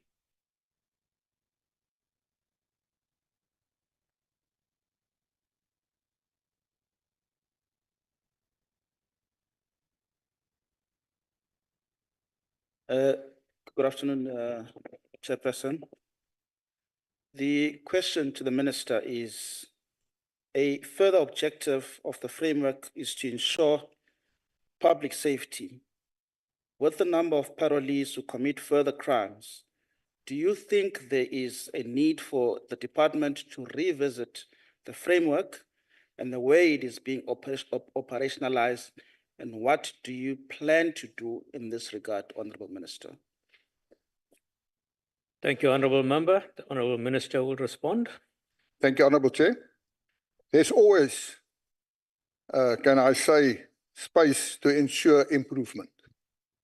And as the Honourable Member has said, that we have our targets and what we envisage when it comes to these prisoners and when it comes to the fact of rehabilitation and reintegration, because that is actually what the Honourable Member is referring to. Then I say, yes, we are open. I said that we are busy with a process of reforming. We're also looking at the Correctional Services system as such to see how we can improve. And the areas the Honourable Member has mentioned will be part of that. And if we can improve it because of good ideas or results, I can assure the Honourable Member we will use them, because anything that can improve the system as such will be a benefit to, and in the end, the people of South Africa. I thank you. Thank you, Honourable Minister. We now go to the next follow-up question, and that's from the Honourable Aris of the EFF, who is standing in for the Honourable Chirwa Mpongose. Thank you very much, Chairperson. Minister, to what extent are the victims of those who are socially integrated included in the process, particularly that render to parolees? Sorry, Honourable Chair, can I just have that last part again? And what? Can I repeat it? Yes, please repeat the last. Minister, to what extent are the victims of those who are socially integrated included in the process, and particularly that rendered to parolees? Thank you, Honourable Member. Thank you, Honourable Chair. Honourable Minister. Thank you, Honourable Member. Part of that is that when it comes to parole, we do ask the question, what is the family support? We also ask, what is the situation of the victims, as the Honourable Member is referring to? And that's part of the victim, can I say, dialogue with the offenders. It's known as VOD, Victim Offender Dialogue. And of course, you get situations where the victim is not interested in such a dialogue. So if the victim, if he or she doesn't want to participate in such a VOD, then the department can't do anything about it. but we do from our side encourage the victims. Part of the problem is, and that is that victims, when it comes to parole, that they have to register to be part of, can I say, the hearing when the parole board has to make a decision. Now, I must admit there is a problem in this sense, that you have victims, they have registered because they must register at the parole board in the area where the prisoner is. And what then happens is that the prisoner is transferred to another prison. Outside the area, there are 52 parole boards. And then the victim is not informed about the change.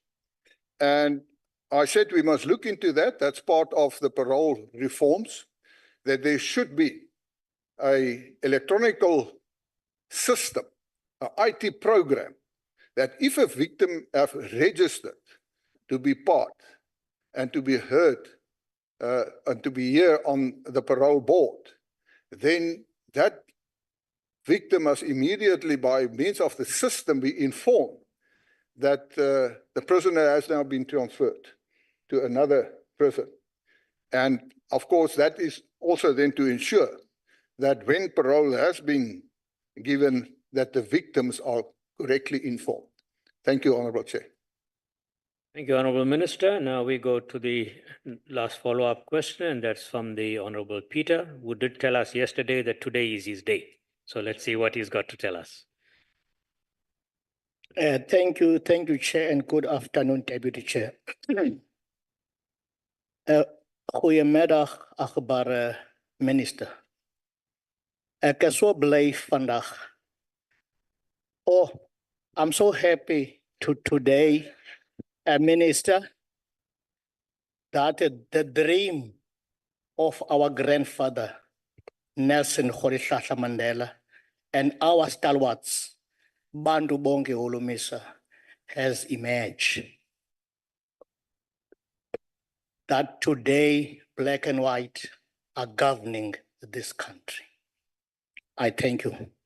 My first question, my follow-up question, Minister, is one of the objectives of social reintegration program is to provide offenders with assistance and supervision that they may need to desist from crime. To successfully reintegrate into the community and to avoid a relapse into criminal behavior. Despite that, it is estimated, Minister, that between 80 and 94% of released prisoners reoffend. This is attributed to ex-convicts being ostracized in the job market. Whether has your department considered other effective alternatives to prevent ex-offenders from relapsing into criminal acts? I thank you, Minister. Thank you very much, Honourable Member. Minister's response. Thank you, Honourable Chair. Honourable Member, thank you. I think the election has determined that they must be changed in South Africa. So we are all part. Everyone who's sitting here is part of the change in South Africa for the better future. Make no mistake as far as that is concerned. What I want to say is the following, and I actually, in a certain sense, dealt with the question in previous answers, to say that you will never get 100%. Well, I say never, but I can't say that you will get 100% rehabilitation of inmates that will prevent them from reoffending. You always have that risk. What is important, I'm also told, that part of our crime problem in South Africa is that you have a culture of criminality in a family. And it is said that you have families the whole life, the income was based on crime. And that is and I call it a family culture. So when it comes to rehabilitation, when it comes to reintegration, and I've said it many times, and that's beyond the extent of correctional services, communities must also play an important role. Yes, if a prisoner leaves our facilities, there is also an obligation on the community to ensure that that person is successfully rehabilitated. Everyone needs another chance, a second chance. And to ensure that second chance, I would, from my side, appeal to the families, to the communities. When we release prisoners to start reintegration in the communities, let's take hands and let's work together to ensure a successful reintegration without a reoffending of the prisoner. I thank you. Thank you, Honorable Minister, and we must thank you for spending this time with us in the NCOP. I know you did say at the outset that this was your first time in the NCOP, and we want to welcome you again and congratulate you on your responses, as well as congratulations to your department for the successes that you are achieving. We invite you to stay with us if you have the time, but if you want to leave, you may do so. Thank you very much, Honorable Minister. Thank you, Honorable Chair. And must I say, or can I say that was a privilege for me to make use of this opportunity. And I do believe we will see each other again. Thank you. I appreciate it. Thank you very much, Honorable Minister.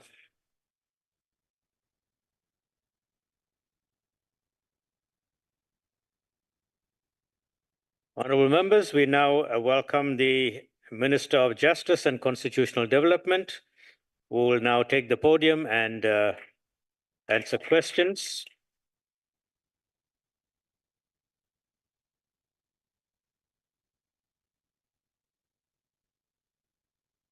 We welcome the Honorable Minister of Justice and Constitutional Development, as well as the Deputy Minister. We thank them for being here with us. Honorable Minister, there's questions that have been posed. We go on to question 51 that was posed by the Honorable Noah. Could you respond to that question, please? Deputy Chairperson, thank you very much. And unlike the Honorable Minister of Correctional Services, this is not my first time in this house, but it is my first time since I've been recycled into this portfolio. So the first question by the Honorable Noe is about small claims courts, and I thank the member very profusely for asking a very, very relevant question, which is also very dear to my heart. Because our small claims courts have been one of our justice success stories. And they've contributed very, very significantly to the attainment of access to justice for all. When the Small Claims Court Act commenced in 1985, the value of the monetary jurisdiction that those small claims courts had was only 1,000 rand. Today, that monetary jurisdiction stands at 20,000 rand. I think there is a good reason why we should seriously consider an upward revision of that jurisdiction. But I think what it means is that there are more South Africans who have easier access to justice. I think also very significantly in 1994, there were only 120 small claims courts in South Africa. And these were mostly in predominantly white and urban areas. Today, this is no longer the case. The vast majority of new courts and places of sitting are in rural and historically Black areas. As part of our commitment to access to justice for all, government has made a significant effort and has succeeded in rolling out a functioning small claims court in every magisterial district of our country. So today we have 415 small claims courts around the country. Each magisterial district court now has a small claims court, and we also have 48 additional places of sitting. Small claims courts are our frontline courts, courts that are at the very coalface of our people's need for an accessible and user-friendly justice system. An accessible justice system must be inexpensive, it must be easy to understand, and it must deliver results speedily. This is exactly what our small claims courts do. They are a speedy, simple, and cost-effective way to resolve disputes. The most positive aspect of the small claims courts is that they level the playing fields between the litigants. It's a court in which you represent yourself. So it doesn't matter how much money you have, you and your senior counsel are not, your senior counsel is not welcome. You are welcome. And where a person is not familiar with the law and the process, the clerk of the court is there to assist. I think one of the very, very heartening features of the small claims court is that it gives expression to voluntarism on the part of the legal profession, because the commissioners of the small claims courts are really the backbone of these courts. The commissioners and the advisory board members play a very, very important role, and the fact is that they do so on a voluntary basis. I think also to mention that there are magistrates who also serve as small claims commissioners. The small claims courts mostly sit after hours, and these commissioners assist on a voluntary basis without any compensation. Their compensation is the rewarding knowledge that they serve society and the cause of justice, and we thank them for their contributions. The clerks of court and the interpreters serve as officers of the small claims court. Most of the small claims courts sit after hours, but in certain of the areas, and unfortunately the more predominantly urban areas, increasingly, they're also sitting during office hours. Chair, regrettably, Deputy Chair, I think that's the end of my initial time. Yes, your time has run out there, Honourable Minister. We now move on to the follow-up question from Honourable Noe. Thank you, Deputy Chair. Thank you, Deputy Minister.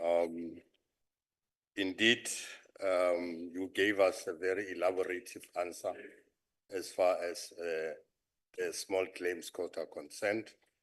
And there are a number of areas in your response which will give us time to follow through, especially around the appointment of the commissioners and their availability and access to the courts. Indeed, as you said, they play a very important role in resolving the conflicts among those who are not wealthy and therefore unable to afford lawyers.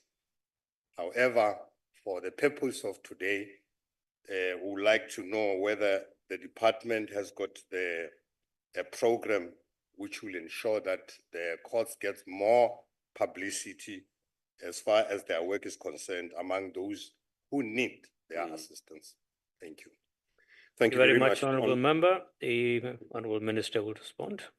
Thank you very much, Honourable Member, for a very relevant question. Yes, indeed. Just as justice must not only be done, but seen to be done, in order for it to be seen to be done, it must be known by the people. And therefore, the Department of Justice does put quite a lot of effort into explaining the role, the function, the jurisdiction, and the ways in which people can access the small claims courts. That is done both through social media, through advertisements on radio and community radio, and in the general work, the role of the department in the execution of its constitutional development and education mandate. I, for example, recently at the presidential imbizo in Ekurhuleni, had the privilege of walking around the stalls of different government departments and visiting the Department of Justice's stall as well. And there was a wide range of information material there, from the core services offered by the department, copies of the Constitution, and also informational pamphlets on small claims courts and how they can be accessed. Also, in a number of the unannounced court visits that I've done, I've always made a point of checking on the small claims office and to make sure that the signage in our courts is also clear and points people to where they can find the office of the clerk of the small claims court.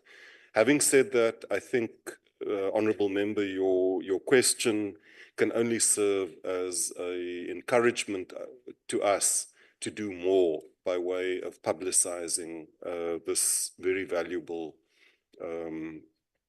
mechanism for access to justice. I thank you.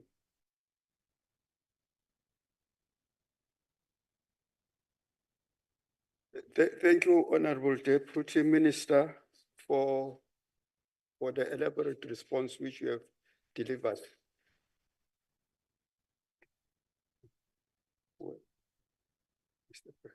The next follow-up question will come from the Honorable Press of the DA.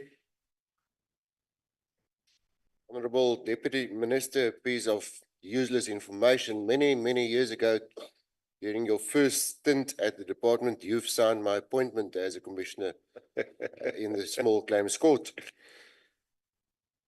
In the meanwhile, both you and I seem to have become older. Anyway, Deputy Minister, bearing in mind that the small claims courts are dependent on the pro bono services of legal practitioners serving as commissioners, are there enough eligible legal practitioners in rural areas, especially, who are willing and able to serve as commissioners of the small claims court? And if not, what alternative plans are in place to ensure that these courts function efficiently in rural areas? And the reason why I'm asking that, I was the only commissioner in a rural area, and when I came here, I think there's a problem. So what is in place? To Deputy Minister. Thank you very much, Chairperson, and thank you very much, Honourable Member. Indeed, you bring back very fond memories. I must engage with the leadership of your party and reprimand them for removing you from that important responsibility. But on a serious note, no. I mean, obviously, Honourable Member, you are very familiar with small claims courts, and that's the question that you ask is clearly born out of experience. It was the experience that I had as well in, as you put it, my first stint, because what in many cases held us back from the establishment of small claims court was exactly finding commissioners to serve on those courts, and secondly, probably less of a problem, the advisory panel members. We have engaged with the organized profession to get them to encourage their members to avail themselves. And in many cases, that members have responded very positively. The challenge, though, that you point to is that in some of the small communities, there are very few practicing lawyers. In those cases, I think we would need to give consideration to approaching magistrates to see whether they would avail themselves, obviously within the confines of their already onerous tasks. Beyond that, and I don't want to engage in speculation, but I think that there is a broader discussion to be had about the reform of our justice system in general and our civil justice system in particular, to see whether there aren't elements of the small claims court dispensation which can be incorporated into our mainline or mainstream justice system that provides a much simpler, easier, cost-effective mechanism for dispute resolution. But until such time, we must just persist in finding good citizens like yourself to come forward and volunteer. Thank you. Thank you, Honorable Deputy Minister. The next question, the follow-up question will come from Honorable Siwisa of the FF. I don't see her in the house. Thank you, Chair. I will take it. Minister, what measures have you put in place to ensure that small claims courts located in areas of periphery of major towns are adequately staffed and resourced, both financially and in terms of human resources, to handle the caseloads effectively? Thank you. Thank you very much, Honourable Member, for your question. As we indicated in the main reply, or the reply to the main question, the small claims courts are staffed and supported by the staff of our magistrates' courts. So the clerks, the interpreters, the security personnel, they all are employees of the Department of Justice and serve to support the work of our magistrates' courts. And in a sense, the small claims courts then ride on that infrastructure. So I think, Chairperson, I might just okay, no, it was just unplugged myself, so to speak. So really the capacitation of small claims courts is intimately tied in with the capacitation of our courts more generally. And we believe that by capacitating those courts, we would also be capacitating the small claims courts. Thank you very much. Thank you, TM. The next follow-up question will come from the MK Party, Ms. Honorable Mkwena. Thank you very much, Chair. I hope the Deputy Minister is okay. All right, my question is very simple. How is the department ensuring that there's provision of skilled language interpreters to facilitate court proceedings? Because in many times you find that with our people who cannot understand English, there's usually a fine line or a thin line between them getting it completely wrong, the interpretation of processes of courts, et cetera, and it could cause a disruption in how the case actually ends up. So how far are you in facilitating and making sure that the people who interpret are actually skilled in all the languages or various languages that we have in South Africa? Thank you.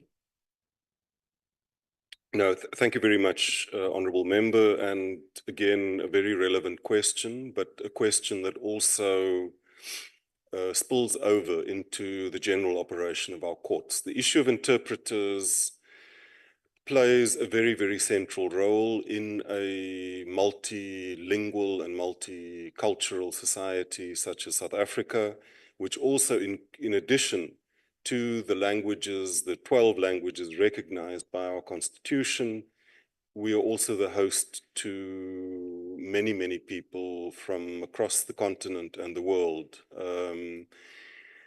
That has posed some very, very significant challenges. The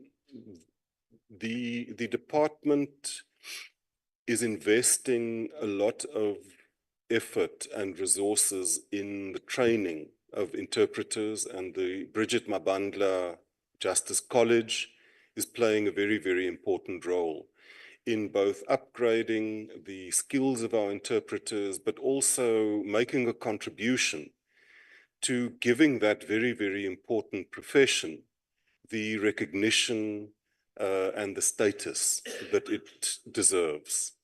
That then obviously also provides support to the work of small claims courts.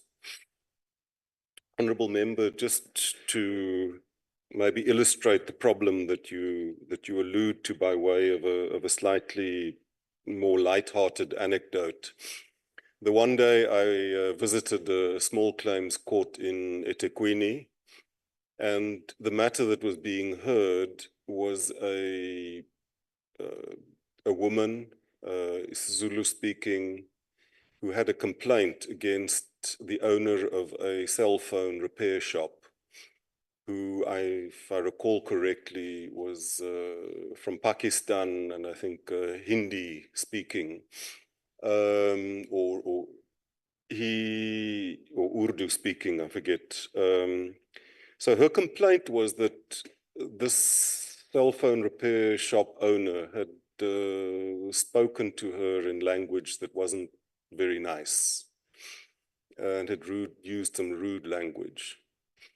So when the cell phone shop owner's time came to testify, the Small Claims Commissioner wanted to swear him in. So he said, Mr. So-and-so, do you swear the oath? He said, no, me no swear, me no swear. So, no, I think the point is taken that, no, indeed, interpretation forms a very central role in the functioning of our justice system. It is something that we take seriously and that we are investing in enhancing people's capacities. Let me just say, I know it's not relevant directly relevant to this matter, but honourable members, I think at some stage, this House and the Select Committee would really have to give attention to our overall policy with regard to interpretation, because very often one has accused people demanding interpretation services of the most obscure kind. And very often those interpreters also refuse to interpret on a hybrid or a virtual platform. They insist on being paid the fees and the subsistence allowances and whatever to go and interpret. It adds huge, huge, huge costs to our justice system, and it often delays the processes very, very significantly. But that's maybe another discussion for another day. Thank you. Thank you, Deputy Minister. Now we come to question 58 asked by Honorable Godsell. 5 minutes to respond. Watch the clock, please.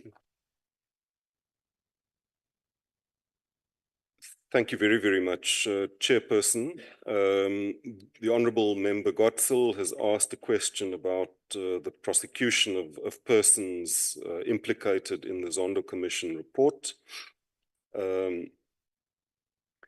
We agree with the Honourable Member that those accused of corruption and other crimes in general and arising from the Zondo Commission report in particular must be brought to book. However, it must also be noted that it is the NPA and not the department, as referred to in the question, who's responsible for prosecuting and instituting criminal proceedings on behalf of the state.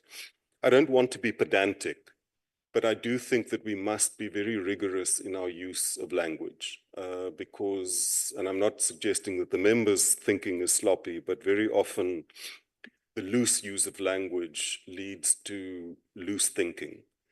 So a question that says whether her department will prosecute. No, the Department of Justice does not prosecute people. It's the National Prosecuting Authority who prosecutes people, and they do so in terms of the Constitution. They are bound to exercise their functions without fear, without favor, without prejudice.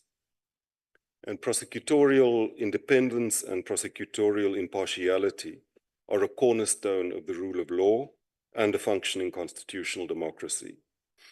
As part of its prosecutorial independence, the NPA not only follows evidence and evidence which points to criminal conduct.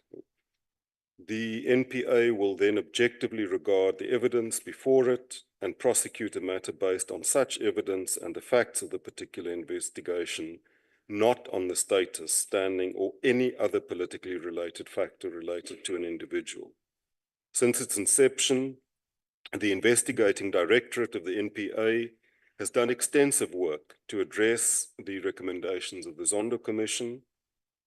The investigating director has authorized 115 investigations, and out of these investigations, 37 cases have been enrolled and 78 are at various stages of investigation. The 37 court cases enrolled followed the arrest of 208 accused and the summons of 67 entities. Many of these cases involve high-profile persons in the private sector and public service, including high-level and senior politicians and government officials and former members of parliament. The fact that such persons have and are being prosecuted shows that the level of prosecutorial independence and is evidence of the fact that the NPA will prosecute offences regardless of the person committing them. I thank you. Thank you, DM. The next supplementary question will come from Honorable Kosel. Thank you, Chair. Deputy Minister, you said that the NPA, I apologize for my very loose phrase there, so I'll break this question down very slowly and very succinctly, I hope. You said that the NPA must objectively consider any evidence, but your department has for 2 years now delayed the permanent establishment of the independent directorate, and for 2 years now you've been blocking full access to vital state capture evidence. South Africans already know who is responsible for the large-scale looting of our state-owned entities. Even Fikile Mbulula admitted to us that Parliament was lied to in order to protect the Gupta enabler, the looter-in-chief and accused number 1, Jacob Zuma. So it's suspicious that the Zondo files have yet to be handed to the NPA, let alone that the people of South Africa have not seen some of the main looters prosecuted. What is more suspicious, in light of the fact that our Justice Minister's integrity has been severely compromised without the swift action of the President. So, Deputy Minister. On that one, Mr. Kosel, Honorable Kosel, I think you are referring to the minister who's was part of the participation here. I think that if you want to bring anything around here, bring it in the form of a substantive motion, please. Let's respect the rules. So, Minister, given the latest damning evidence highlighting the severity of the conflict of interest in which the Justice Minister finds herself, when will the handover of all Zondo Commission files to the NPA happen? Will it be before or after the Justice Minister resigns? Thank you, Honourable Member, for your follow-up question. Maybe just to deal with things one at a time. The first is in relation to my colleague, the Minister of Justice. She is on record immediately after those allegations were made against her, that she would cooperate fully with all relevant law enforcement agencies and other constitutional bodies. Secondly, she has indicated that she will account to the relevant structures in Parliament. That is scheduled to take place this coming Friday. And thirdly, the President is on record as saying that he has requested the Minister to provide a comprehensive report on the allegations. So I think there's no effort at all to hide anything from anyone or to shirk accountability. And I think that should suffice for now. Secondly, the honourable member, you've corrected the inexactitudes in your question, but your original question, but you seem intent on perpetrating them in your follow-up question. You make the statement that the Department of Justice has blocked the formation of the investigating directorate for 2 years. I'm very curious to know how that was done when the investigating directorate was established by proclamation when the Zondo Commission was still sitting. And in fact, the Zondo Commission regulations pertaining to access to evidentiary material was amended to allow the investigating directorate to access them and to start prosecutions when the Commission was still busy with its work before it had completed its final report. So it can't be the establishment of the investigative directorate. What has taken time and needed this Parliament to adopt legislation was to amend the Prosecuting Authority Act to provide for the investigative directorate to be a permanent structure, able to bring on board permanent capacity and employee and staff. That has been finalized. I don't know whether the honourable member might not have seen, you did see that that was proclaimed and that it is now a permanent structure and that people like Advocate Paul Pretorius and Matthew Chaskelson and Terry Motau have been brought on board. You did see that? Okay. No. Well, I don't know how, because the legislation was before Parliament. I'm not sure how the department would have passed the legislation when it was with Parliament, but okay. Then the issue of access to the records. I don't think there's no, the honourable member is misstating the issue. The NPA has not asked for all of the Zondo Commission records, which I'm told amount to 1 petabyte of information to be handed over lock, stock and barrel. They accept the fact that the Zondo Commission was a commission administered with the assistance of the department and that those records would be kept in custody by the department on behalf of all law enforcement agencies. The question is the level of access.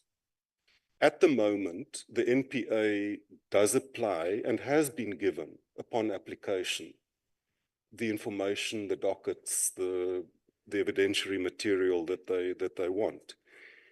The NPA has made out a very strong and cogent... What's your clock? Okay, if I can have just 10 seconds. The NPA has made out a very cogent request to be able to have unfettered access to search those databases. And that is what the department and the NPA are working on to make sure that we have a protocol that covers both the access by the NPA as well as taking care of other constitutional and statutory measures. I'm very happy to engage further, but there is no question of obstructing the NPA in its work. Quite to the contrary. Thank you, Honorable DM. The next follow-up question will be fielded by the African National Congress, Honorable Mujupe. Thank you very much, Honorable Chair. Honorable Deputy Minister, indeed we went to town in giving response to this August House. Honorable Minister, I want you to assure the citizens of this country whether the constitution of this country allows courts to use their political affiliation on individuals in deciding actions that should be taken. And just lastly, Honorable Chair, it's my appreciation to the Honorable Minister who has availed herself to cooperate with the law enforcement agencies and not hesitate to be there. I really appreciate Honorable Minister. Thank you very much. Honourable Member, thank you very much for your question. Both the courts as well as the prosecution and, dare I say, this Parliament, all of us are subject to the Constitution of the Republic of South Africa, and our behaviour must be consistent with the provisions of the Constitution. The Constitution enjoins our courts to act with fairness and impartiality without reference to the political affiliations of any litigant or accused person that appears before it. Similarly, the Constitution enjoins the National Prosecuting Authority to discharge its prosecutorial duties without fear, favour, or prejudice. So there can be no place for considering the political affiliation of any accused person, either in the decision to prosecute or in the adjudication of such a matter. I thank you. Thank you, Honorable DM. The next follow-up question is from the EFF, Honorable Kare. Thank you, Chair, and thank you, DM, and good afternoon. The EFF has long asserted that the Zondo Commission was never intended for the effective prosecution of corrupt politicians. Instead, it was just a tool used to fight factional battles within the ANC. This is evident in how the Commission's report was finalized and handed over to the President. Yet today we see selective prosecutions and manipulation of justice. Does the state have the willingness and the capacity to bring all implicated, including those that are in cabinet now, to court? And if not, what other alternatives will be pursued to assist with prosecutions? Thank you. Thank you very much, Honourable Member, for your question. But it goes back to the point I was making earlier about the importance of being precise in our language and our concepts. So when you say that you've long maintained that the Zondo Commission was not meant to prosecute, indeed, that is correct. I mean, commissions of inquiry are not established to prosecute. They're established to inquire, and that the commission did.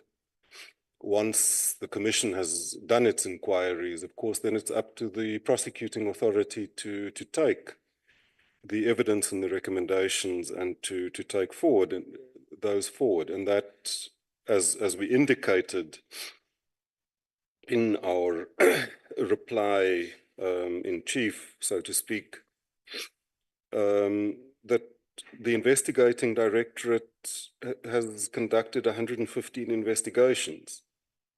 37 cases have been enrolled, 78 are at various stages of investigation, and 208 people have been accused, and 67 entities have been summoned.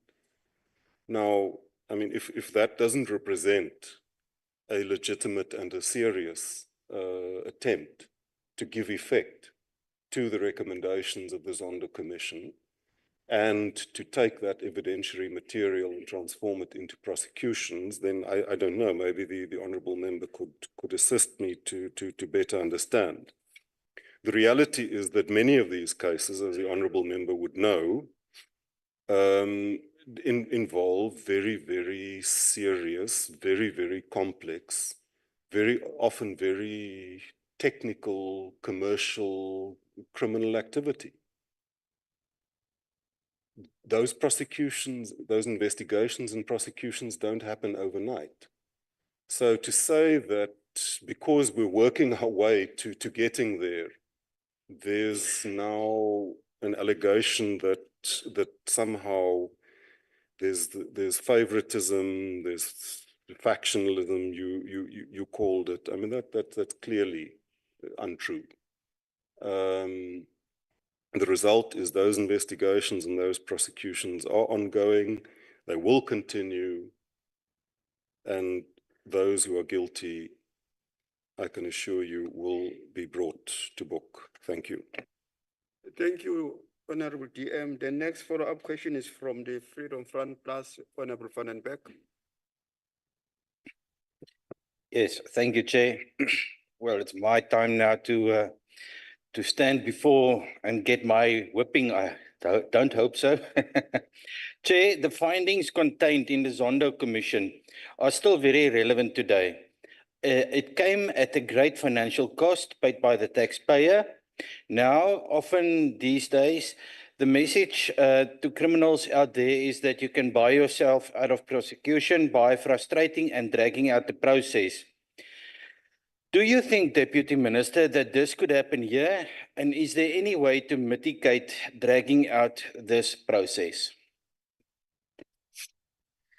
Thank you very much, Honourable Member, for a very relevant question that is not deserving of any whipping. In fact, it's your question that whips us forward to carry out and bring those processes to finality.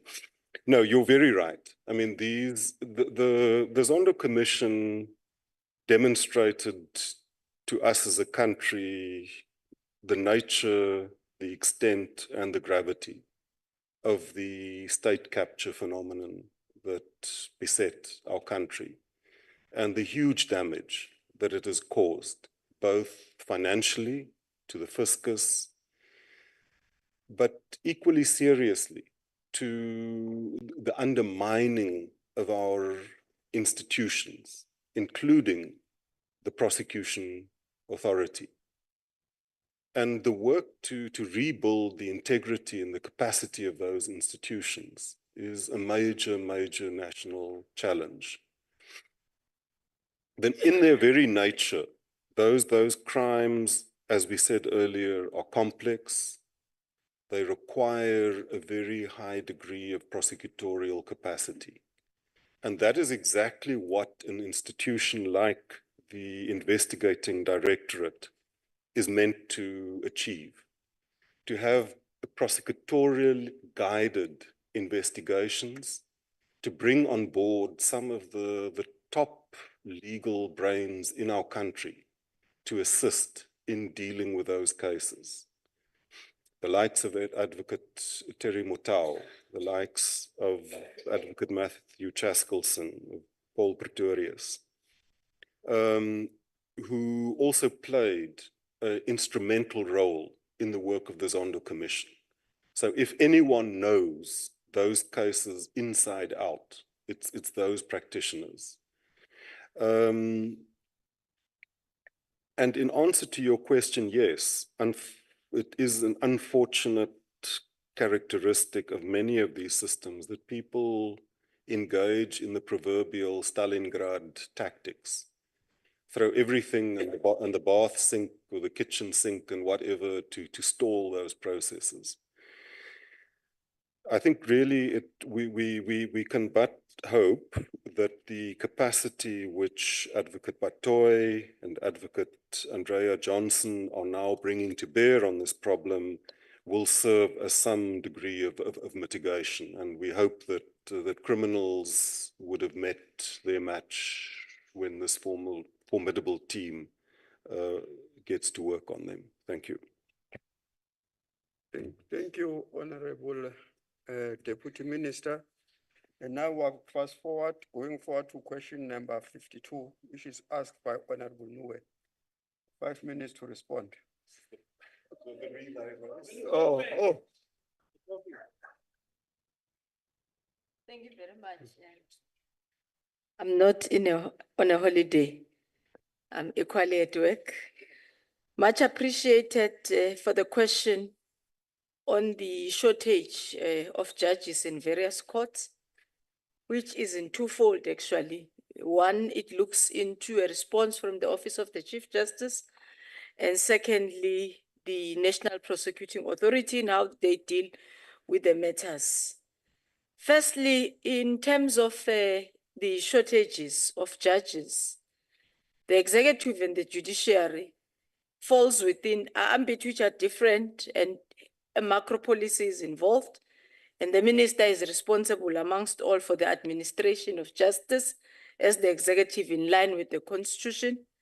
And we have started a process led by a Deputy Chief Retired Judge Justice Museneke, which was about the rationalization of areas and work under the jurisdictions of the High Court. And you will know that the High Court are in the office of the Chief Justice. And there's also a shortage of researchers, which was the second part of the question, in relation to the superior courts, which we appreciate that the challenge emanate and hence the rationalization, firstly from the compensation of employees' budget, which was cut, and a ceiling which was imposed by the department over a number of years, which made it difficult to recruit and appoint. But as the end of August 2024, the capacity of the Office of the Chief Justice in Superior Court is now comprised of 101 researchers, 92 law research posts, and 9 senior law research posts, which is at about 66%. Of course, we still have a 35% shortage, and we are currently trying to fill some of those positions, but they may not all be filled due to austerity measures. With regards to the portion of the NPA which related to the Commercial Crimes Court, which is mostly in the regional environment, regional court environment, you know, honorable members, that due to the charges and the intricacy of public interest, the National Efficiency Enhancement Committee, which is chaired by Chief Justice as well, it includes the just presidents on matters that are allocated and transferred for trial to the High Courts or on ad hoc basis to the DPPs, having consulted with the judge president of that particular either Gauteng or Limpopo or Mpumalanga. So currently there are 28 cases enrolled in High Court relating to corruption and commercial crimes in the 10 High Courts divisions.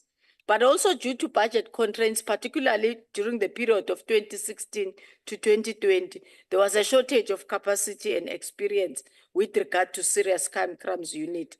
But as of 2023, the NPA undertook a comprehensive review in terms of development of the prosecution and related skills and capabilities of staff, which are specialized in 5 areas.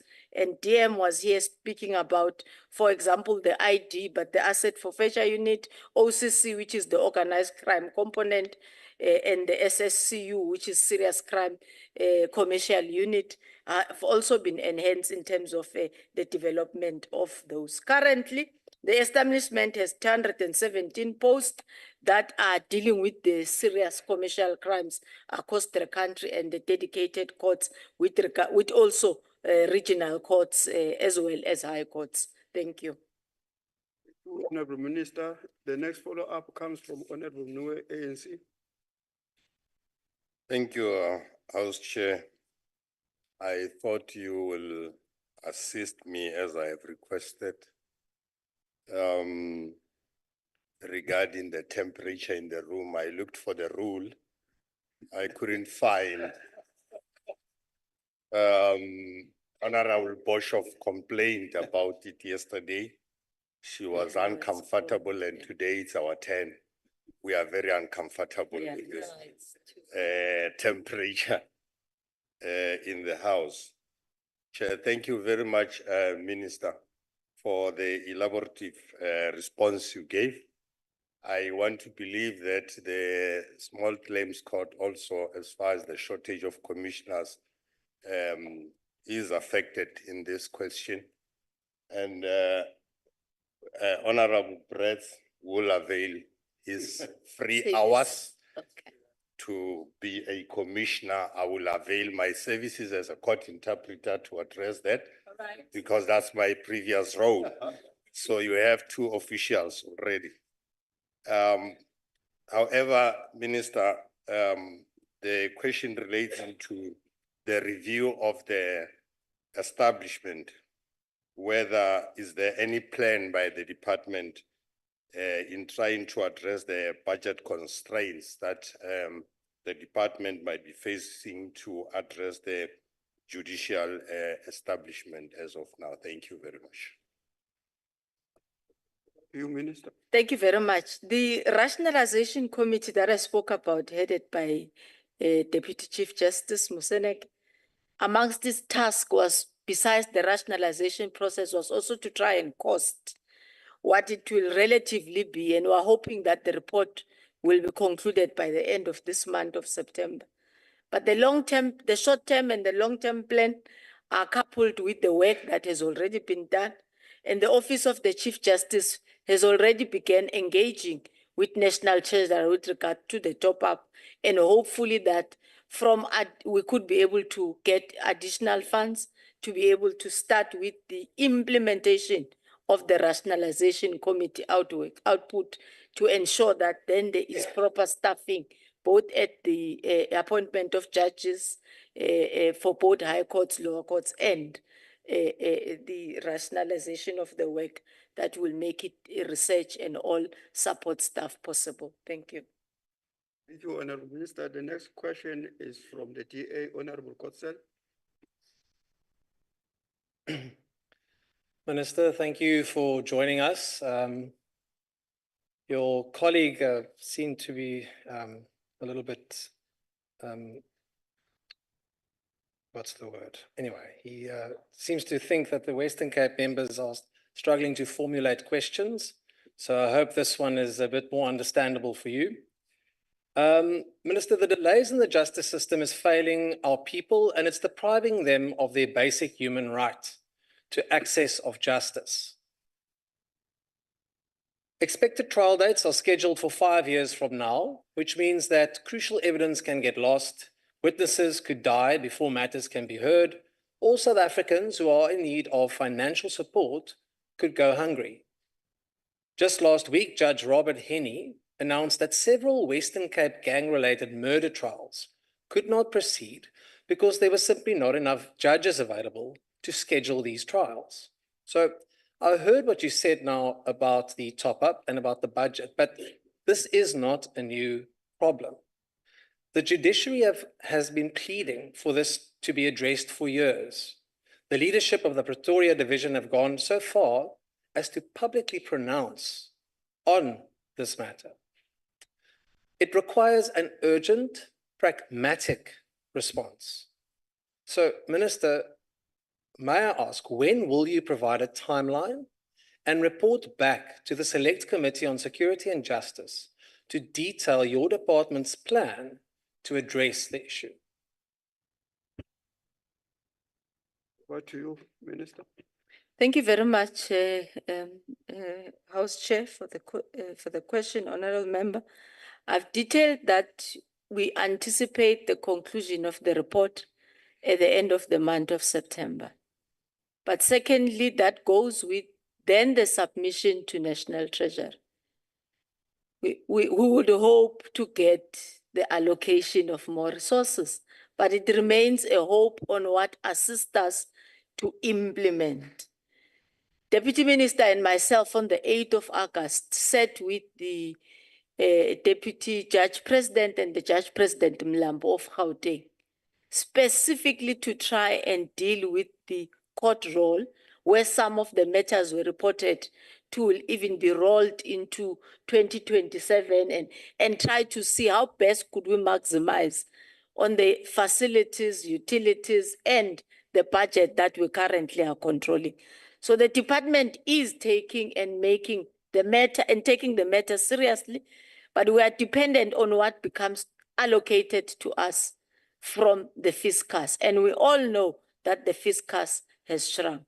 And it does not make an indication that Department of Justice is not taken serious, but a fiscus that is unable to cover all our plans. But we maximize on what we are having. Thank you. Thank you, Honorable Minister. The next question is coming from the Patriotic Alliance, Honorable Farmer. Thank you, Chairperson. Firstly, my apologies for being late. I had a doctor's appointment and things extended a bit than we have envisaged. I don't share the former speaker's idea of what the Deputy Minister tried to do with regards to Western Cape delegates. Me coming from the Western Cape did not have that experience.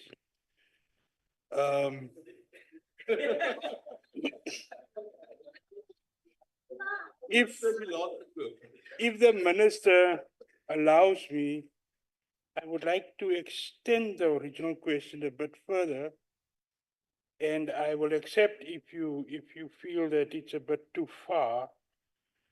But the shortage of judges and how it affects the High Court, I would like to extend to the magistrates' courts with regards to the backlog of cases and the impact it has on crime in general and the state of our prisons. Maybe the question is, how do you plan to deal with the issue of backlogs in the magistrates' court? Thank you, Minister. Over to you, Minister. Thank you very much. Just on Friday, DM sat with the Magistrate Commission this past Friday in trying to also do the very same thing, because we all appreciate that what is happening on the higher courts also happens on the lower courts with regard to congestion, difficulties, whether it's infrastructure, it's facilities, it's allocation of judges, interpreters, policy, etc. So it was a whole 2-day a meeting which was trying to also rationalize the allocation of magistrates, the appointment of acting magistrates, which we assist with on a day-to-day to close the gap where the appointments had not happened, to make sure that the magistrate courts also are able to run optimally on a day-to-day basis. The appointment of interpreters. DPSA has approved a funded structure for the department. I may not recall the figures exactly with regard to the magistrate courts, which assist us overall from a maintenance clerk or a maintenance officer, interpreter, and all that. And I may come back, Honorable Member, with those figures, House Chair, to ensure that I collect and validate data which could be utilized by the NCOP in trying to enhance and develop the areas that you are talking about with regard to the magistrate courts. But as I'm indicating, the same approach, just last Friday, the DM was busy with that rationalization process as well. Thank you. Thank you, Minister Similani. Honourable members, the next question I see is allocated to the Honourable Suisa. I see note she's not in the house. Honourable Kewa. I'll take it on your behalf, Chair. Minister, the roads meet again. We meet here. Thank you very much. Chair, could the minister provide specific timelines and milestones for the implementation of the department's plans and measures put in place to ensure that the quality of justice is not compromised, particularly as it relates to this period of shortage? Thank you very much. Thank you, Honourable Teza, and sorry for butchering your name. Honourable Minister. Thank you very much for the question, Honourable Teza. It's good to meet again. We are making all the measures possible to ensure the quality of justice. DM responded, for example, in terms of the Stalingrad, the processes that get to be delayed in court. We've got difficulties with ensuring that the entire value chain makes it easy for a court to sit, whether at the magistrate level or at a higher court level. There are various programs which ensures that quality of justice. From an infrastructure point of view, it will be the repair of courts. From a policy change and direction, it will be establishment of domestic violence or GBF related types of cases, which are user-friendly to victims, to capacity building, availing of interpreters, availing of a court clerk and duty officials who are supposed to make sure that the entire access to justice and quality is attained. There may be various challenges in one area to the other, but the strategy is so comprehensive because it tries to ensure that the little that we have from the fiscus almost cover everything. Would it be a generator for the court so that they don't run out of power? Would it be a borehole in a rural magistrate so that they've got provision of water? So there will be all those numbers on what we do to ensure that there is quality of justice. I don't want to claim that it is overall, it's good, it's the best, it's equal to what is needed.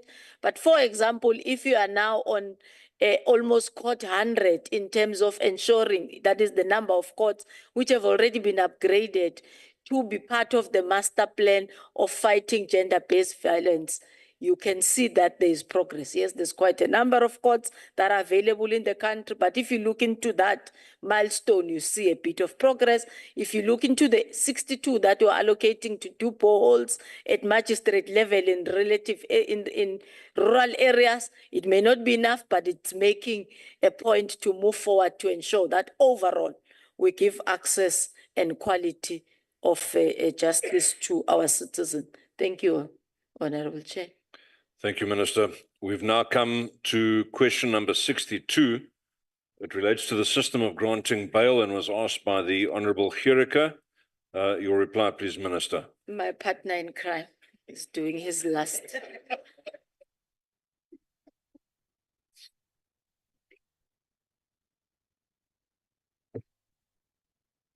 That was a metaphoric statement, of course. Chairperson, thank you very, very much. And maybe just before responding to just indicate that I sincerely hope that no offense was taken by any members. That's not my style of engagement.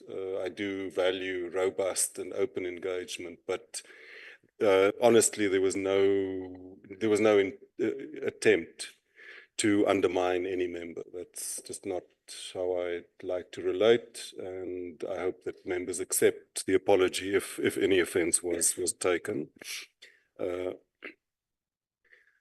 The Honourable Member Gericke has asked a very, very pertinent question, and one which featured strongly in the deliberations earlier today when the Minister of Correctional Services was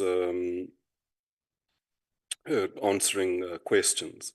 And it revolves around the issue of thousands of remand detainees that can't afford bail of less than R1,000, and that the financial and other implications of that for our criminal justice system. So in reply, we must say at the outset that there are two types of bail, namely so-called police bail, and then bail which is granted by a judicial officer in a court proceeding and after a bail application has been brought. In the latter instance, the discretion as to whether or not to grant bail lies with the presiding officer, and there are usually a number of factors which are taken into account to determine whether or not bail is granted. Whilst there are provisions in the Criminal Procedure Act that directly address this issue, and in particular Section 63, 2 capital B and 63 sub 1, the issue and the need to reform the bail regime to ensure that its affordability is central to the overhaul and the review of the Criminal Procedure Act, which is currently underway. The financial standing of an indigent accused in pre-trial detention is one of the factors that should be taken into account when monetary bail is set. Whilst there are existing provisions in the law to address the problems of a person being granted bail but not being able to pay it, various innovative law reform proposals are being mooted, such as including pledging property as security for bail, release of accused on or variation of bail decision on grounds of indigence, automatic review of bail decisions, consideration of adult diversion schemes for offenders aimed at restorative justice, measures aimed at the accused person appearing at trial and not arrested pre-trial, and prescribing pre-trial detention in respect of certain offences. Then also the Justice, Crime Prevention and Security Cluster has set up a task team to deal with matters relating to causes of overcrowding and in correctional facilities, and to interrogate the implementation of existing legislation and to propose plans to address these matters. There will be engagements with the judiciary in this regard without compromising the independence of the judiciary. One might also just add that in 2009, the Ministers of Justice, Correctional Services, Police, and the National Director of Public Prosecutions did enter into a bail protocol, which is meant to spell out the roles of the component parts of the criminal justice system, to provide mechanisms for coordination, for dispute resolution, etc. It's very clear that whilst that protocol has helped, it hasn't addressed these problems in their totality. And as the Minister of Justice indicated, and also the Minister of Correctional Services, we are trying within the context of the JCPS cluster to ensure that our departments are more closely aligned and that we explore ways of dealing with this pressing issue. Thank you.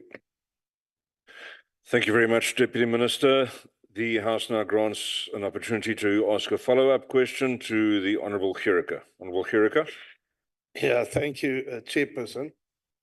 Let me first ask the DM, why don't you afford me the opportunity to ask the beautiful female Minister a question just for the soft touch?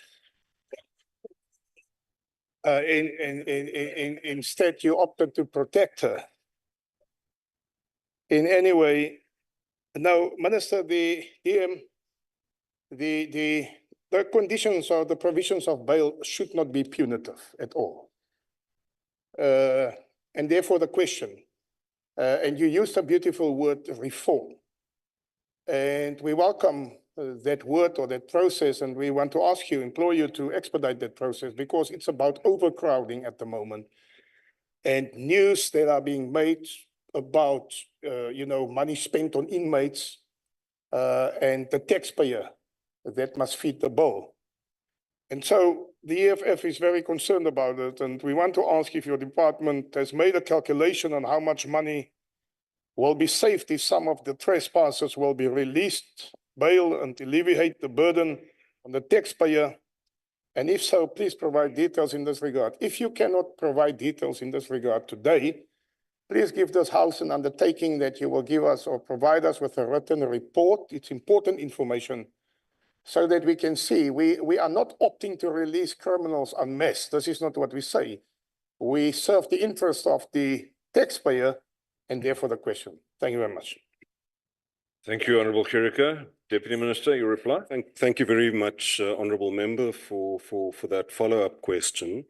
But maybe just to reassure the Honourable Member that the Minister of Justice does not need the Deputy Minister's protection. She is more than capable of defending herself. If you doubt my word, try her. Yeah.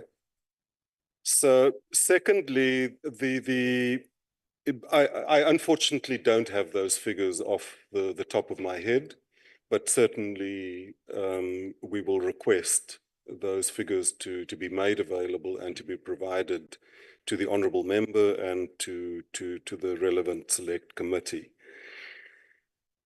Just to say that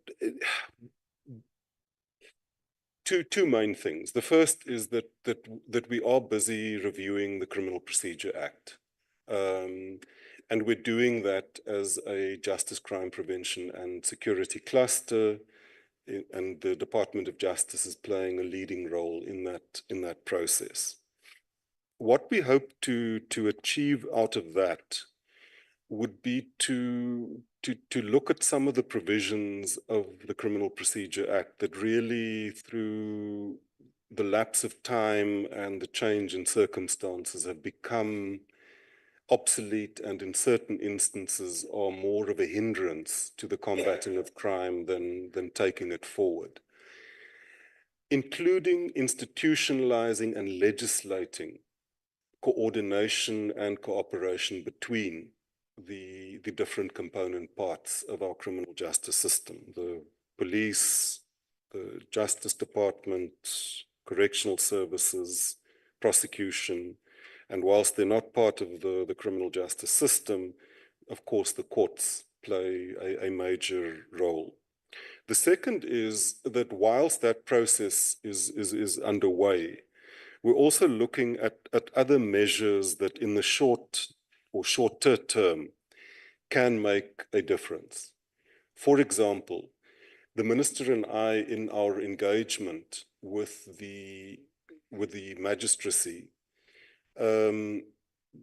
discussed the use of audiovisual linkages between prisons, police holding cells, and the courts.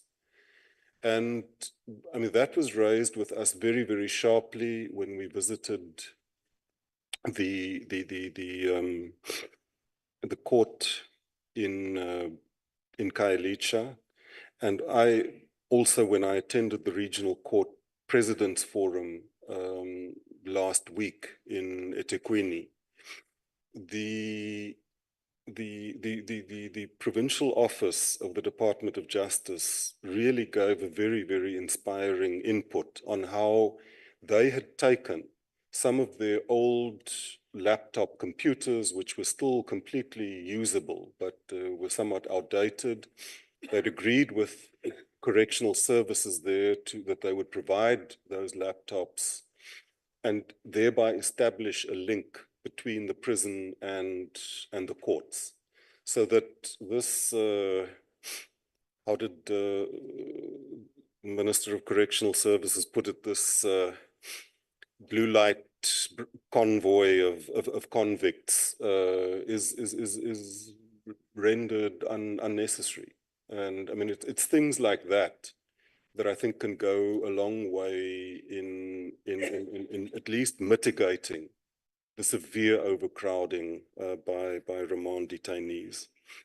Chairperson, I don't know, my screen has gone blank, so I don't know how much time I have. But the time is actually up, Deputy Minister, on this one.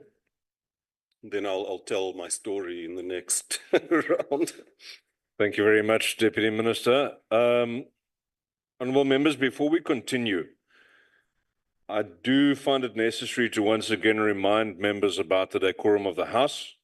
And to point out again, Rule 46 details the rules around movement within the chamber. and implores or instructs that a delegate may not pass between the officer presiding and a delegate addressing the chair.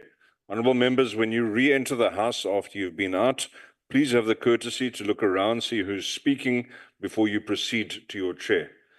Thank you very much. The next follow-up opportunity passes to Advocate Nkosi Nonkonyana. Chairperson and honorable members. Thank you, Deputy Minister. But I must also thank the Minister. I think it is wonderful that she showed that all the ministers in the ANC-GNU-led government could share. Deputy Minister and the Minister could share, and really it has been very valuable. Thank you very much, Honorable Minister. I hope your colleagues will be able to follow your wonderful example. Secondly, Chair, the ANC believes, as everyone in this country believes, in the independence of judiciary. And we also trust the duty entrusted to the judicial officers in granting bail, in refusing bail. You quite correctly stated that they don't do that arbitrarily. It is based on the application and on the facts before them. And therefore, my question is, before my question, again, I must take this opportunity to say we really appreciate. I wonder if the Honorable Minister would convey this, that we now have a female head of judiciary in the country, and would like to... Your question, please, Honourable Nonkonyana. Okay. And then my question is, therefore, is it really appropriate? I understand what you're saying in terms of amending the Criminal Procedure Act. Is it really appropriate for us to prescribe really the judicial officers what they need to do, and particularly in view of the fact that we know that they are trained to do what is just on the basis of the facts before them? Thank you, Chair. Thank you, Honourable Nonkonyana. Over to you, Deputy Minister. Thank you very much, Honourable Member, for that question. I think maybe just to amplify your message, that at least, I mean, definitely when it comes to justice, the future is female. The Minister, the Chief Justice, the President of the Supreme Court of Appeal, the National Director of Public Prosecutions, the head of the Investigative Directorate, and so on, and so on, and so on. Thank you very much, Advocate Nonkonyane, for your question, because it gives me the opportunity to share the anecdote that I wanted to previously. In my previous stint in this portfolio, 2009, it was around the time that the bail protocol was formulated, and there was a very strong move on the part of both the department as well as other role players in the criminal justice system to basically discourage the detention of those with less than 1,000 rand or less bail. And the then Minister of Justice, which was Minister Hadebe, Jeff Hadebe, addressed a media conference, and he announced this approach. I then, either on the same day or the next day, went and did an unannounced visit to a magistrate's court in Lenasia, in Gauteng. And I was sitting at the back of the court, not quite minding my own business, but just sitting quietly observing the proceedings. and bail matters were coming up. There was one matter that fell straight into, or directly into these circumstances, someone with 1,000 rand or less. The prosecutor stood up and said to the magistrate, well, you know, the Minister of Justice has said that those with 1,000 rand or less must be released. The magistrate promptly adopted a very scowling face and said, Mr. Prosecutor, I just want to tell you, I don't have a minister. I'm independent. Okay. So during the tea break, I went to the magistrate's office, greeted, introduced myself. I said, I'm your worship, I'm the deputy minister that you don't have. She was, of course, very apologetic, but at the same time, I think the point was well made, that we must be respectful of judicial independence. We must, whilst in legislation, Parliament can give a framework and can give guidance, I think we must be careful of not impinging upon that judicial independence and discretion. Because I think, as we all know, it's very, very difficult to legislate for each and every eventuality. And if we become too rigid in our approach, it will also result, or has the potential to result in injustice. So thank you very much. Thank you, Deputy Minister. I now call on Honourable Majola from NCOP to follow up. Thank you, Chairperson of the session.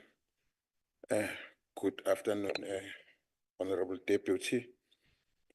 There has been a lot that has been thrown on your part, Deputy Minister, with regard to this matter.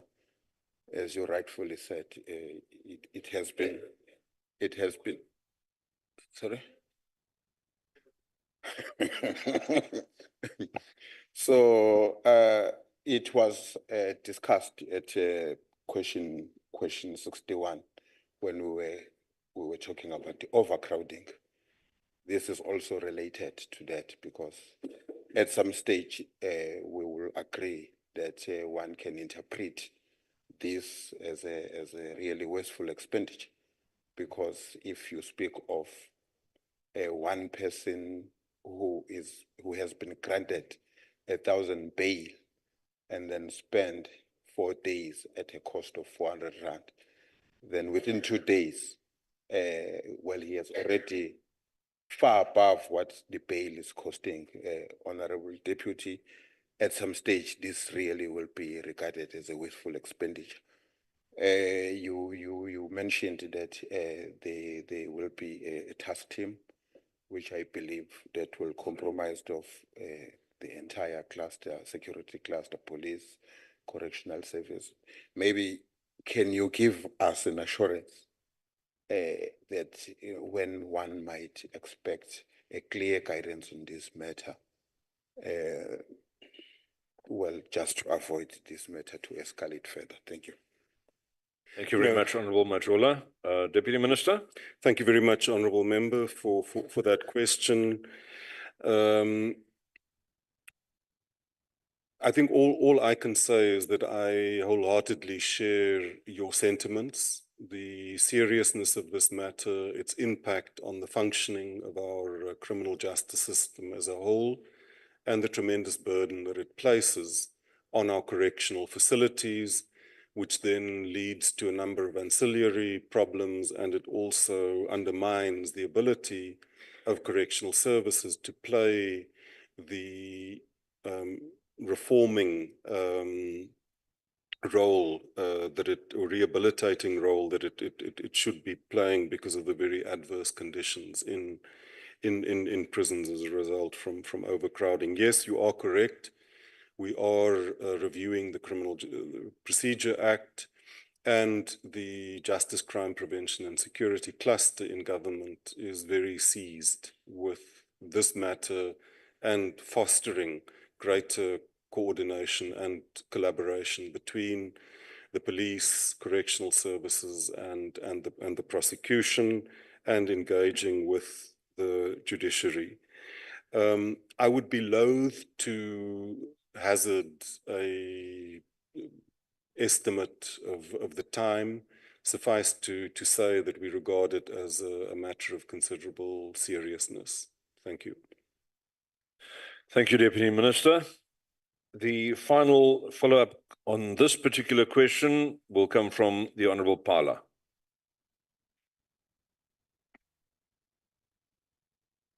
Thank you, Chair of the session. And Honourable Deputy Minister, it is crystal clear that there is a challenge, a challenge to strike a balance between the fight against crime and bail affordability. This challenge, Deputy Minister, brings about enormous complexities in our country, in our society, in a country which is characterized by higher levels of crime in the midst of high rates of poverty and unemployment. Has the department done a comprehensive assessment, Deputy Minister, of looking at these high levels of remand detainees to look into a workable solution? A deliberate attempt and systematic alleviation to deal with affordability, to ensure that those who cannot afford should not be unfairly prejudiced. Deputy Minister, these high numbers of remand detainees is indeed a worrisome. Are there any justifiable legal reasons, or even are there nefarious reasons which may be used by the detainees to remain in custody? Minister, I'm asking these questions because, as you conclude, please, Honourable Member. As long as we don't look into this phenomenon or behavior, the department will not be able to make correct policy choices with regard to this matter. Thank you. Thank you, Honourable Pala. Your reply, please, Deputy Minister Nel. Thank you very much, Chairperson. Thank you very much, Honourable Member, for your follow-up question.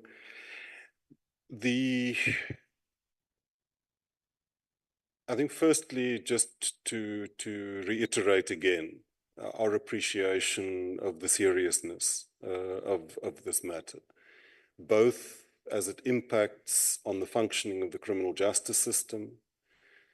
And I mean, I think the Minister of Correctional Services has spelled out in great detail both the nature, the magnitude, and the impact that has on the functioning of the correctional system.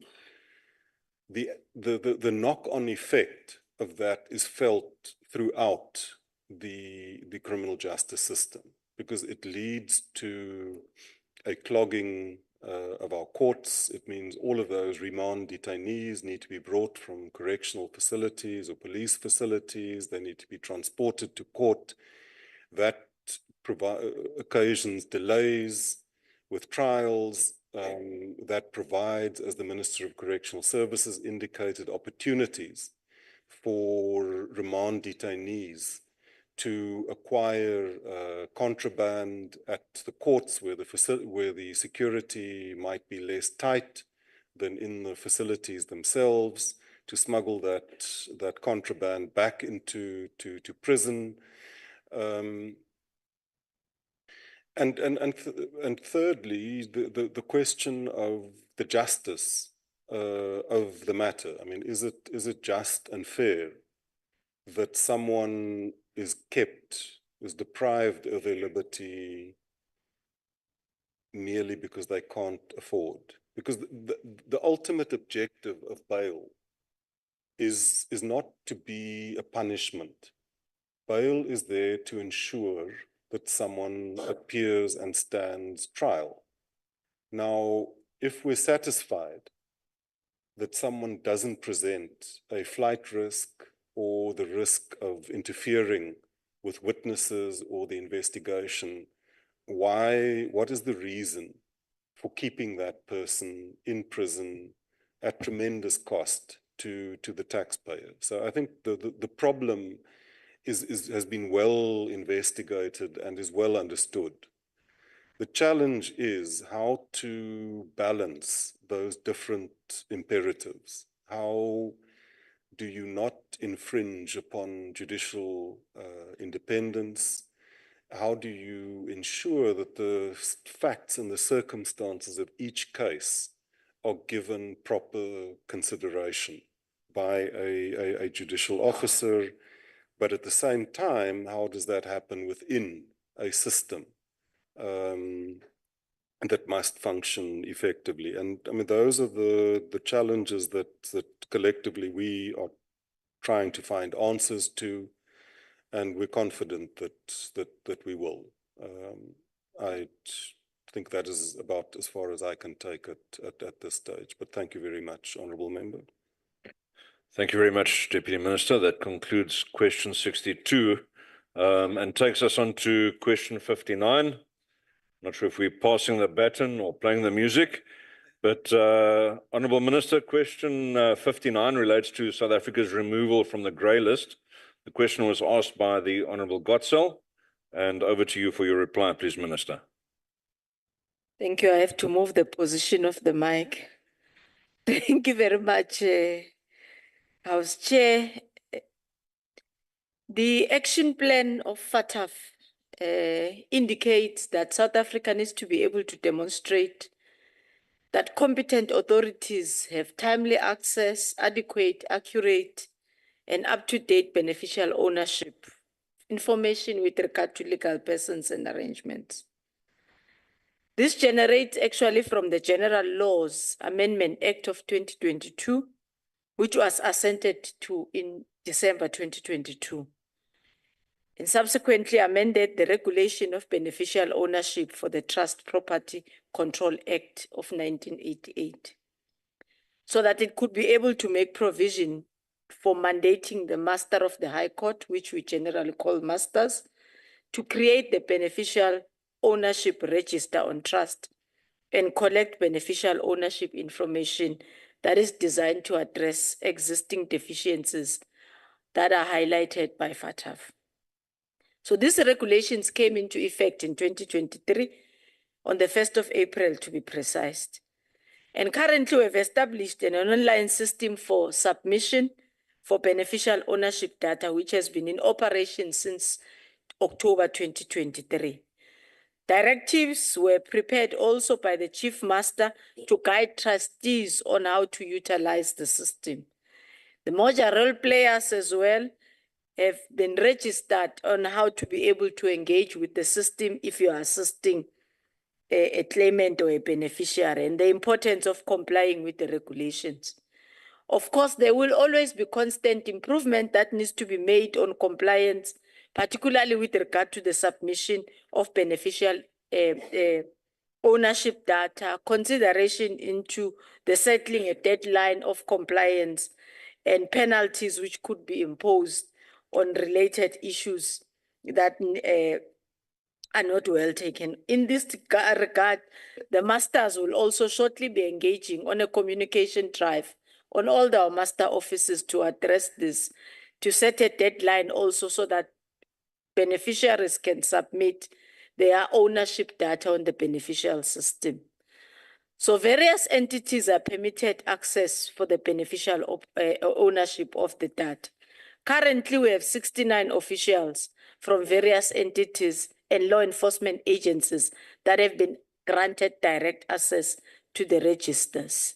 And this is in line with the FATF, and registers which we then develop can be requested and kept to satisfy the requirement of the FATF action plan and the report mechanism. We continue to work towards the meeting of the requirements set up by FATF in order to exit the grey list. In fact, Honorable House Chair, at the end of September, it will be an evaluation by our peers.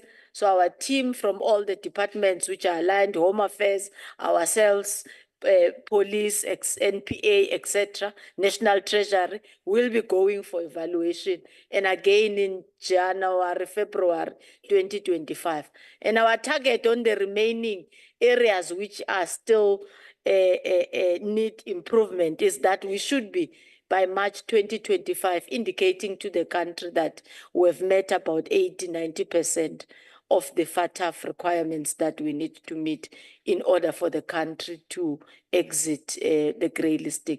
And the president was very precise in cabinet last week, rather the other last cabinet, not the today one, that we need to exit as a country to improve our rating and even our economic outlook so that we could be able to attract funds or business and investment from other countries. Thank you, Host.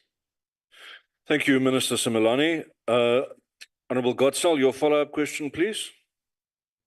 Thank you, Chair. And if I may, just to say to the Deputy Minister that I appreciate his apology. I had an Afrikaans teacher with the surname, with the name Andries. It was Andries Low, and he was quite strict on us, but it turned out for the best. And then I just want to say, Minister, I agree with Advocate Nkosi Nonkunyama that it's very good to see the two Minister and Deputy Ministers taking collective responsibilities for matters relating to South Africa's justice system. So, Minister, what you propose are all practical and logistical steps that must be taken and implemented for us to be removed from the grey list. This, of course, is easy to commit to.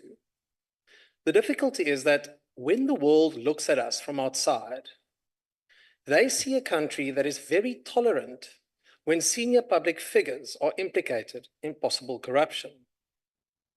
Whilst South Africa wants to portray itself as a country that is trying to rid itself of any form of corruption, would you agree that your refusal to vacate office after having been connected with the VBS saga will only serve to strengthen the perception that as a country, we really don't care that senior public figures are implicated in possible wrongdoing? Thank you, Honourable Member. Your reply, please, Minister. Thank you very much, Honourable House Chair. Firstly, FATF, as a country, we've got a master plan which targets on key identified areas, and the areas which are regulatory, which the requirements that each and every country, which is a member of the FATF, would need to meet. And our targets are very directional with regard to achievements. Hence, I'm saying in the September, we've got deliverables which we'll be reporting on, and again in the beginning of 2025. We are a law-abiding country. We aspire our law-abiding country from the Constitution, which gives each and every individual a right to be heard on an allegation that would have been made against him or her. I've availed myself, and we still will avail myself to the Justice Portfolio Committee, to the meeting that the President has requested in a report, to respond to the allegations that have been made against me. I'm not sure where does the issue of vacating of office arise from, because I serve at the behest of the President, who's mandated me with the responsibilities to perform. And I'm sure he will be able to do that when he thinks that it is necessary. Thank you very much, House Chair. Thank you very much, Honourable Minister. We now go to the next follow-up question from the Honourable Gericka of the EFF. Thank you, Chairperson. Madam Minister, is your department satisfied, Madam Minister, that and administratively and politically capable to manage the situation in light of this cabinet's failure to combat terrorism, illegal firearms, and international syndicates? And if so, how? Thank you very much. Thank you, Honorable Member. The Honorable Minister will respond. Thank you very much, House Chair. As I've indicated that, and Minister Mkhunu went at length in his address yesterday at the National Assembly, but equally in terms of the rollout of the strategy on how to combat terrorism, amongst other areas of responsibility that SAPS is dealing with. The criminal justice cluster jointly, which we are sitting together on, is also ready to prepare a plan which encompasses all the areas and strategies that assist the country not only to fight terrorism, but to fight crime in the country, from the illicit use of drugs to terrorism, to extortion, human trafficking, which are the key areas that the crime master strategy does. The capability, if you look in the past month or two, is clearly being demonstrated on how our police and the service is ready to really deal with the aspects of crime. Yes, not at the level of where we want it to be, but there's action that is happening from the foundation of this very same plan coming from the 6th administration. Thank you. Thank you very much, Honorable Minister. We now go on to the third follow-up question, and that's from the Honorable J.S. Majola of the NCOP. Thank you, Chairperson of the session. To the Minister. Minister, in order for the Master of the High Court to play a critical role in implementing the anti-money laundering measures, do we have any policies, any procedures that have been reviewed for us to be in line with the, what is it, FATF? If there are, maybe if the Minister can share with us, what are those procedures and policies for us to come out on this gray area status? Thank you. Thank you, Honorable Member. Honorable Minister, your response. Thank you very much. I indicated in our in my initial response that one, there are general laws which are emanating from 2022, actually having been upgraded from the 1988 one. Secondly, then from the general laws, the regulations were developed, which have got the guidelines on how the country needs to comply, and reporting mechanisms together with the reporting deadlines or timelines to ensure that in this instance, for example, of the masters, what are we supposed to do? We are moving, for example, as one of the guidelines, digitization. So there is no, of course, it relates too much into the question that I will be dealing with in the next one, but it relates into ensuring that there's easy access, there's beneficial information that could be, besides being assessed, could be analyzed. You could be able to report back. You can even track the timeline in which the matter was opened, the matter was closed, and how long did it take for the matter to be dealt with. So there will be an entire beneficial ownership register that ultimately the law enforcement agencies and bodies are able to have, and it needs to be of quality, and it needs to ensure that it is reliable. And when I respond into the next question, I will show, for example, how are we going to do that? We've created pins that each and every person has an access security pin so that we minimize in terms of the corruption and the difficulties that are happening at the Master's office. Thank you. Thank you, Honorable Minister. We now move on to the fourth follow-up question from the Honorable Paha from the ANC.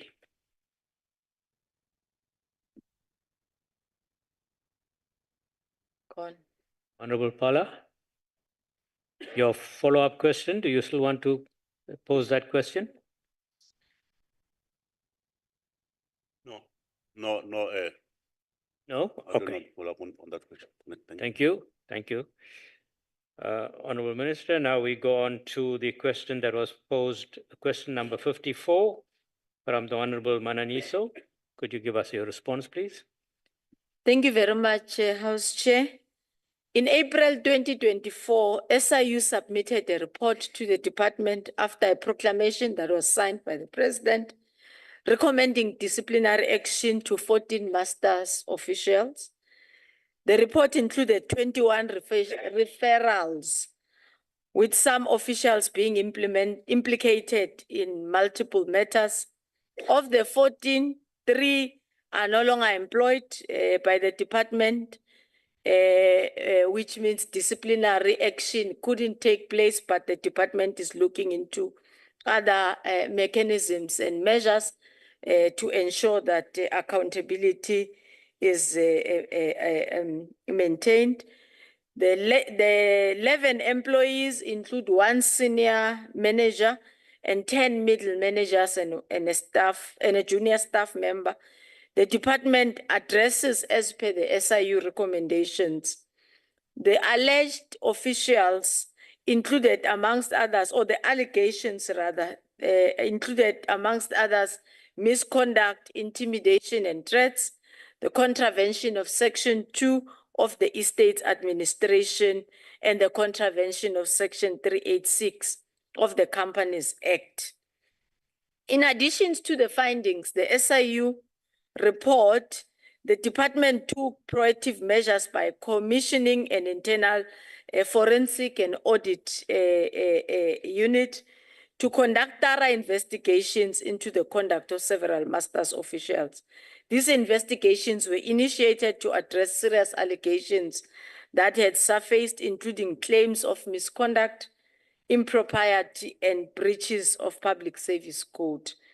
The forensic and audit unit involvement signifies our commitment as a department to maintaining highest standard of integrity and accountability.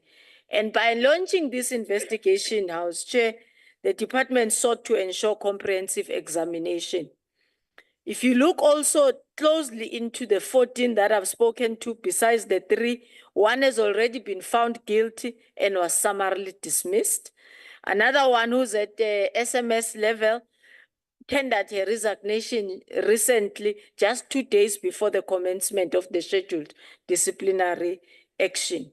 The resignation, it's important to mention that it doesn't prevent the department from proceeding with other potential consequence management related proceedings that we are looking into undertaking. Another official was also found guilty and received a sanction of 3 months suspension without pay, underscoring the seriousness of the transgressions. But ultimately, as the department was relooking into some of the other matters, and additional charges against the same officials were filed, and they are going to be undertaken as well with regard to the established procedures. The disciplinary processes for the anticipated remaining 8, we hope will finish and conclude them at the end of November 2024. Significant progress has been made to complete a nationwide rollout of our online deceased estate registration system in all our 16 masters offices, and it has been piloted. So it's a web-based application which enables customers to register deceased estates from their home or at the comfort of work or anywhere else where they will be, even globally, not necessarily having to physically visit the master's office. But over the first 5 years, Chair, we must say there have been fraudulent manipulation, and I earlier on indicated the measures of the quick response, which we call QR code, which is linked to the master system, which allows for verification, validation of authenticity of the appointment letter, but also of the person who's in the system or behind the system to print that letter. This reduces queues and it also addresses service delivery complaints. Now clients can also book online on the very same system. You don't have to physically go into the master's office to be told, okay, your appointment is next month, but you can book and arrive at the time of that. So the self-service kiosks have also been introduced where you could be able to do on the system yourself if you are able to register and deal with the issue. So quite a lot of capacity building initiatives have also been undertaken. Thank you, Chair. Thank you, Minister. We now go on to the follow-up questions. The first one is from Honorable Mananiso. Thank you, Deputy Chair, and let me acknowledge the address or responses by the Deputy Minister and the Minister to say it is very informative in terms of the progress that have been outlined. And I think partly you have covered my question with regards to what is it that has been done with those who are offenders within the system, and you have so comprehensively and simply deliberated on what has been done. But Minister, I just want to check if there's an appetite in your department to name and shame these people, because at times we get to know about what is being done in terms of consequence management when we are in this August House. But South Africans who have lost hope in terms of the system and the work that we are doing as public servant, they don't think that there's work that has been done in terms of correcting each other. So I want to check if there's appetite of introducing such so that we name and shame those who are corrupt within the system. Thank you. Thank you very much, Honorable Member. The Minister, your response. Thank you, House Chair. I think appetite is there. One may have to revisit or rather look into the possibilities possibly of creating a register or a process that is legally sound that will allow the department to be able to undertake a process that informs or communicates on the outcomes of the disciplinary hearings or the recoveries that would have been made in instances where losses from the beneficial savings might have occurred. So I think in short, Chair, I am saying, yes, the appetite is there, but one obviously have to be cautious and make sure that proper systems that are legally sound are put in place for us to be able to undertake that. But I do believe it can be done. Thank you. Thank you very much, Honorable Minister. Now, the next follow-up question is from the Honorable Chirwa Mpongose of the EFF, and I'm told that she's on the virtual platform. Honorable Chirwa Mpongose. Sorry, Chair, I will take the question. All right, I think the question is being taken by the Honorable Aris. Thank you. The department instituted a rescue plan in 2023 that was meant to alleviate the issues in the Master's office in relation to the protection and interests of minors and people deemed legally incapable of administering their affairs.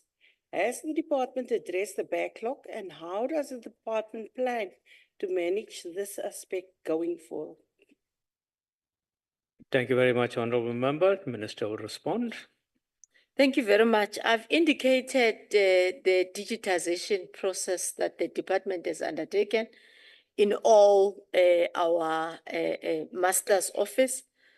The backlog, for starters, was by a physical visit into a master's office, which are only 13 in the country. One, it is also laborious for people to move in rural areas to come to city centers to register there. And that is why, firstly, it was creating a lot of queues starting from early hours in the morning for people to arrive there just to register their cases, get their appointments and go back and return again on a date that would have been set by the system. They secondly couldn't even follow up with regard to without physically visiting. While now, if you have already registered, got a beneficiary reference number, you could be able to get an appointment. As they are processing your file, you can be able to log into the system and track the progress. It also actually, the department developed a YouTube link which even is assisting community members to be able to know how to follow and actually be in the system to do the follow-ups. We have trained around 2,308 legal practitioners and fiduciary professionals and accountants through a webinar that we had, so that there could be fast and promptness on stakeholders that assist beneficiaries who need that. So the link of, for example, the company's intellectual property commission, the verification, and also the validity or the validation of the legal practitioner standing, the information which needs to be sourced from the Department of Home Affairs. Clients no longer need to do a physical work, but there is an integrated link which makes the application process to be much faster, quicker, and be responsive. And that's how, and the strategy of the department to minimize or rather reduce the backlog has been going. Yes, we do have, Honorable Member, a challenge with regard to the strength of our network. In terms of durability, sometimes it does get slower in some other areas, particularly when there are power or inclement weather patterns, which makes it difficult for the system to operate. Otherwise, it has now been piloted and it is showing us signs that it is helpful to make sure that we maximize on the time and speed up the application for beneficiaries. Thank you. Thank you, Honorable Minister. The next follow-up question is from the Honorable Peter from the UDM. Honorable Peter. Thank you, Chair. Ndiyakhumsha namhlanje mama. Ndenzela uba ningasokoli. Ndiyabona uba ndiyanisokolisa. Thank you, Honorable Minister. The state is formed by 3 legs. One of those 3 legs are your department, the judiciary. Once the judiciary is paralyzed, the entire nation is paralyzed. Let me go to my follow-up question. In light of the suspension of 13 senior managers and other officials at Master's Office due to maladministration, is bad, Minister. This maladministration, alleged remuneration and officials who are employees at the Master's offices, appointment and services provided, incurring an unauthorized, irregular, fruitless, and wasteful expenditure in respect of travel, substance, and accommodation cost. Whether the department has a plan to implement due diligence with the future employment of personnel to ensure that Master's Office is not a net for corruption. If yes, what other are relevant details? If not, why, Minister? I thank you. Thank you, Honorable Member. The Honorable Minister will respond. Thank you very much, House Chair. As indicated earlier, we do have the appetite of ensuring that we deal with the matters which are creating challenges, because the Master's Office, by its very own nature, is servicing vulnerable people. Either it's children through the Guardians Fund, either it's the estate, which means it's a beneficiary who has lost a partner or a life partner, something which by its very own nature is traumatic, and you will need a system that nurtures and cares for you rather than a system that has a secondary victimization or give more challenges on how the system is running in terms of ensuring that you are well taken care of. The judiciary has very strong and firm systems that the department has put in place. The Director General in the past week or so made an announcement of all the cases that they finalized, which are outside even the Masters. and they were running into their 60s or 70s in terms of personnel or home bodies that have undergone disciplinary processes, and the department is committed into continuing further to deal with matters of that nature to ensure that we have got employees who respect the rules and the regulations, and in case they do not, there is maladministration. Direct and a priority will be given into ensuring that the system is credible and respects the rights. But I also want to caution, not necessarily caution, honorable members to know that we have got a system which also recognizes the rights of employees. So you cannot just wake up and say, there is a suspicion that you did 1, 2, 3, therefore it ends here. You have got to undertake the entire process to ensure that you arrive at a credible outcome. That will not be challenged. That will also not be compromising the department further, that it is responsible as the other arm of the state to ensure judicial responsibility for others, but yet it doesn't practice it. So I think we are doing a good job. Of course, we don't need to have them in the first place, but they do happen, and action does take place. Utewe homosh, namni homosh. Thank you, Honorable Minister. And now we go to the final question for the day, and that is from the NPNR, Honorable NPNR from the DA. Thank you, Chairperson.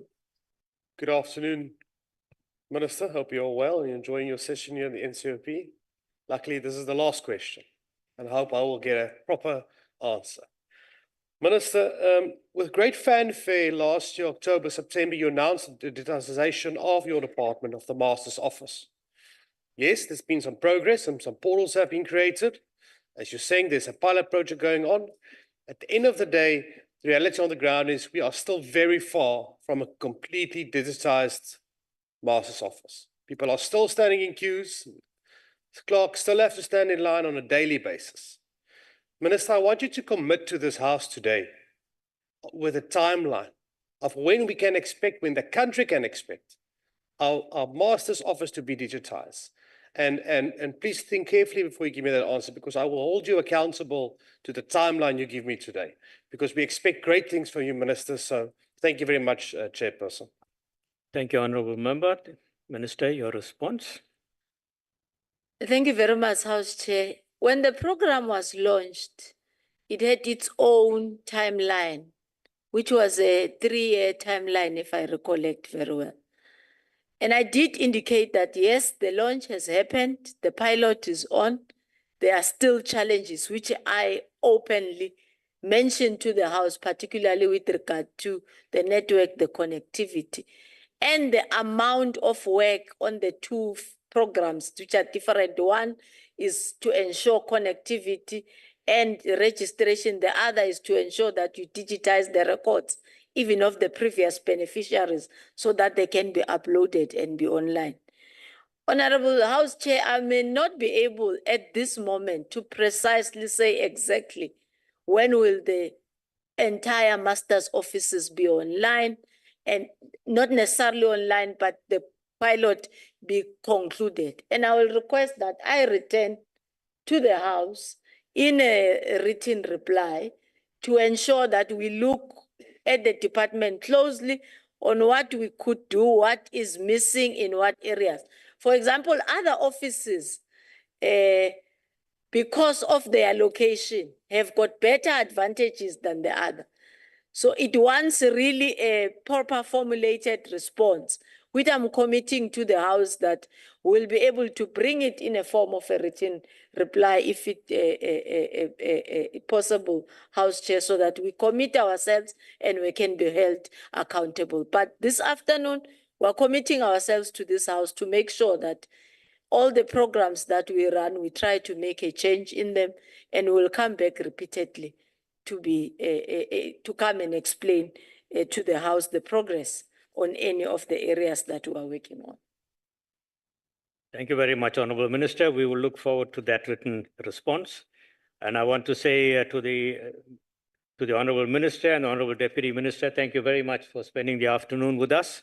And since the both of you are running this department so well, I don't think you'll have any problem in managing the microphone each time you swap. I'm just gonna grow.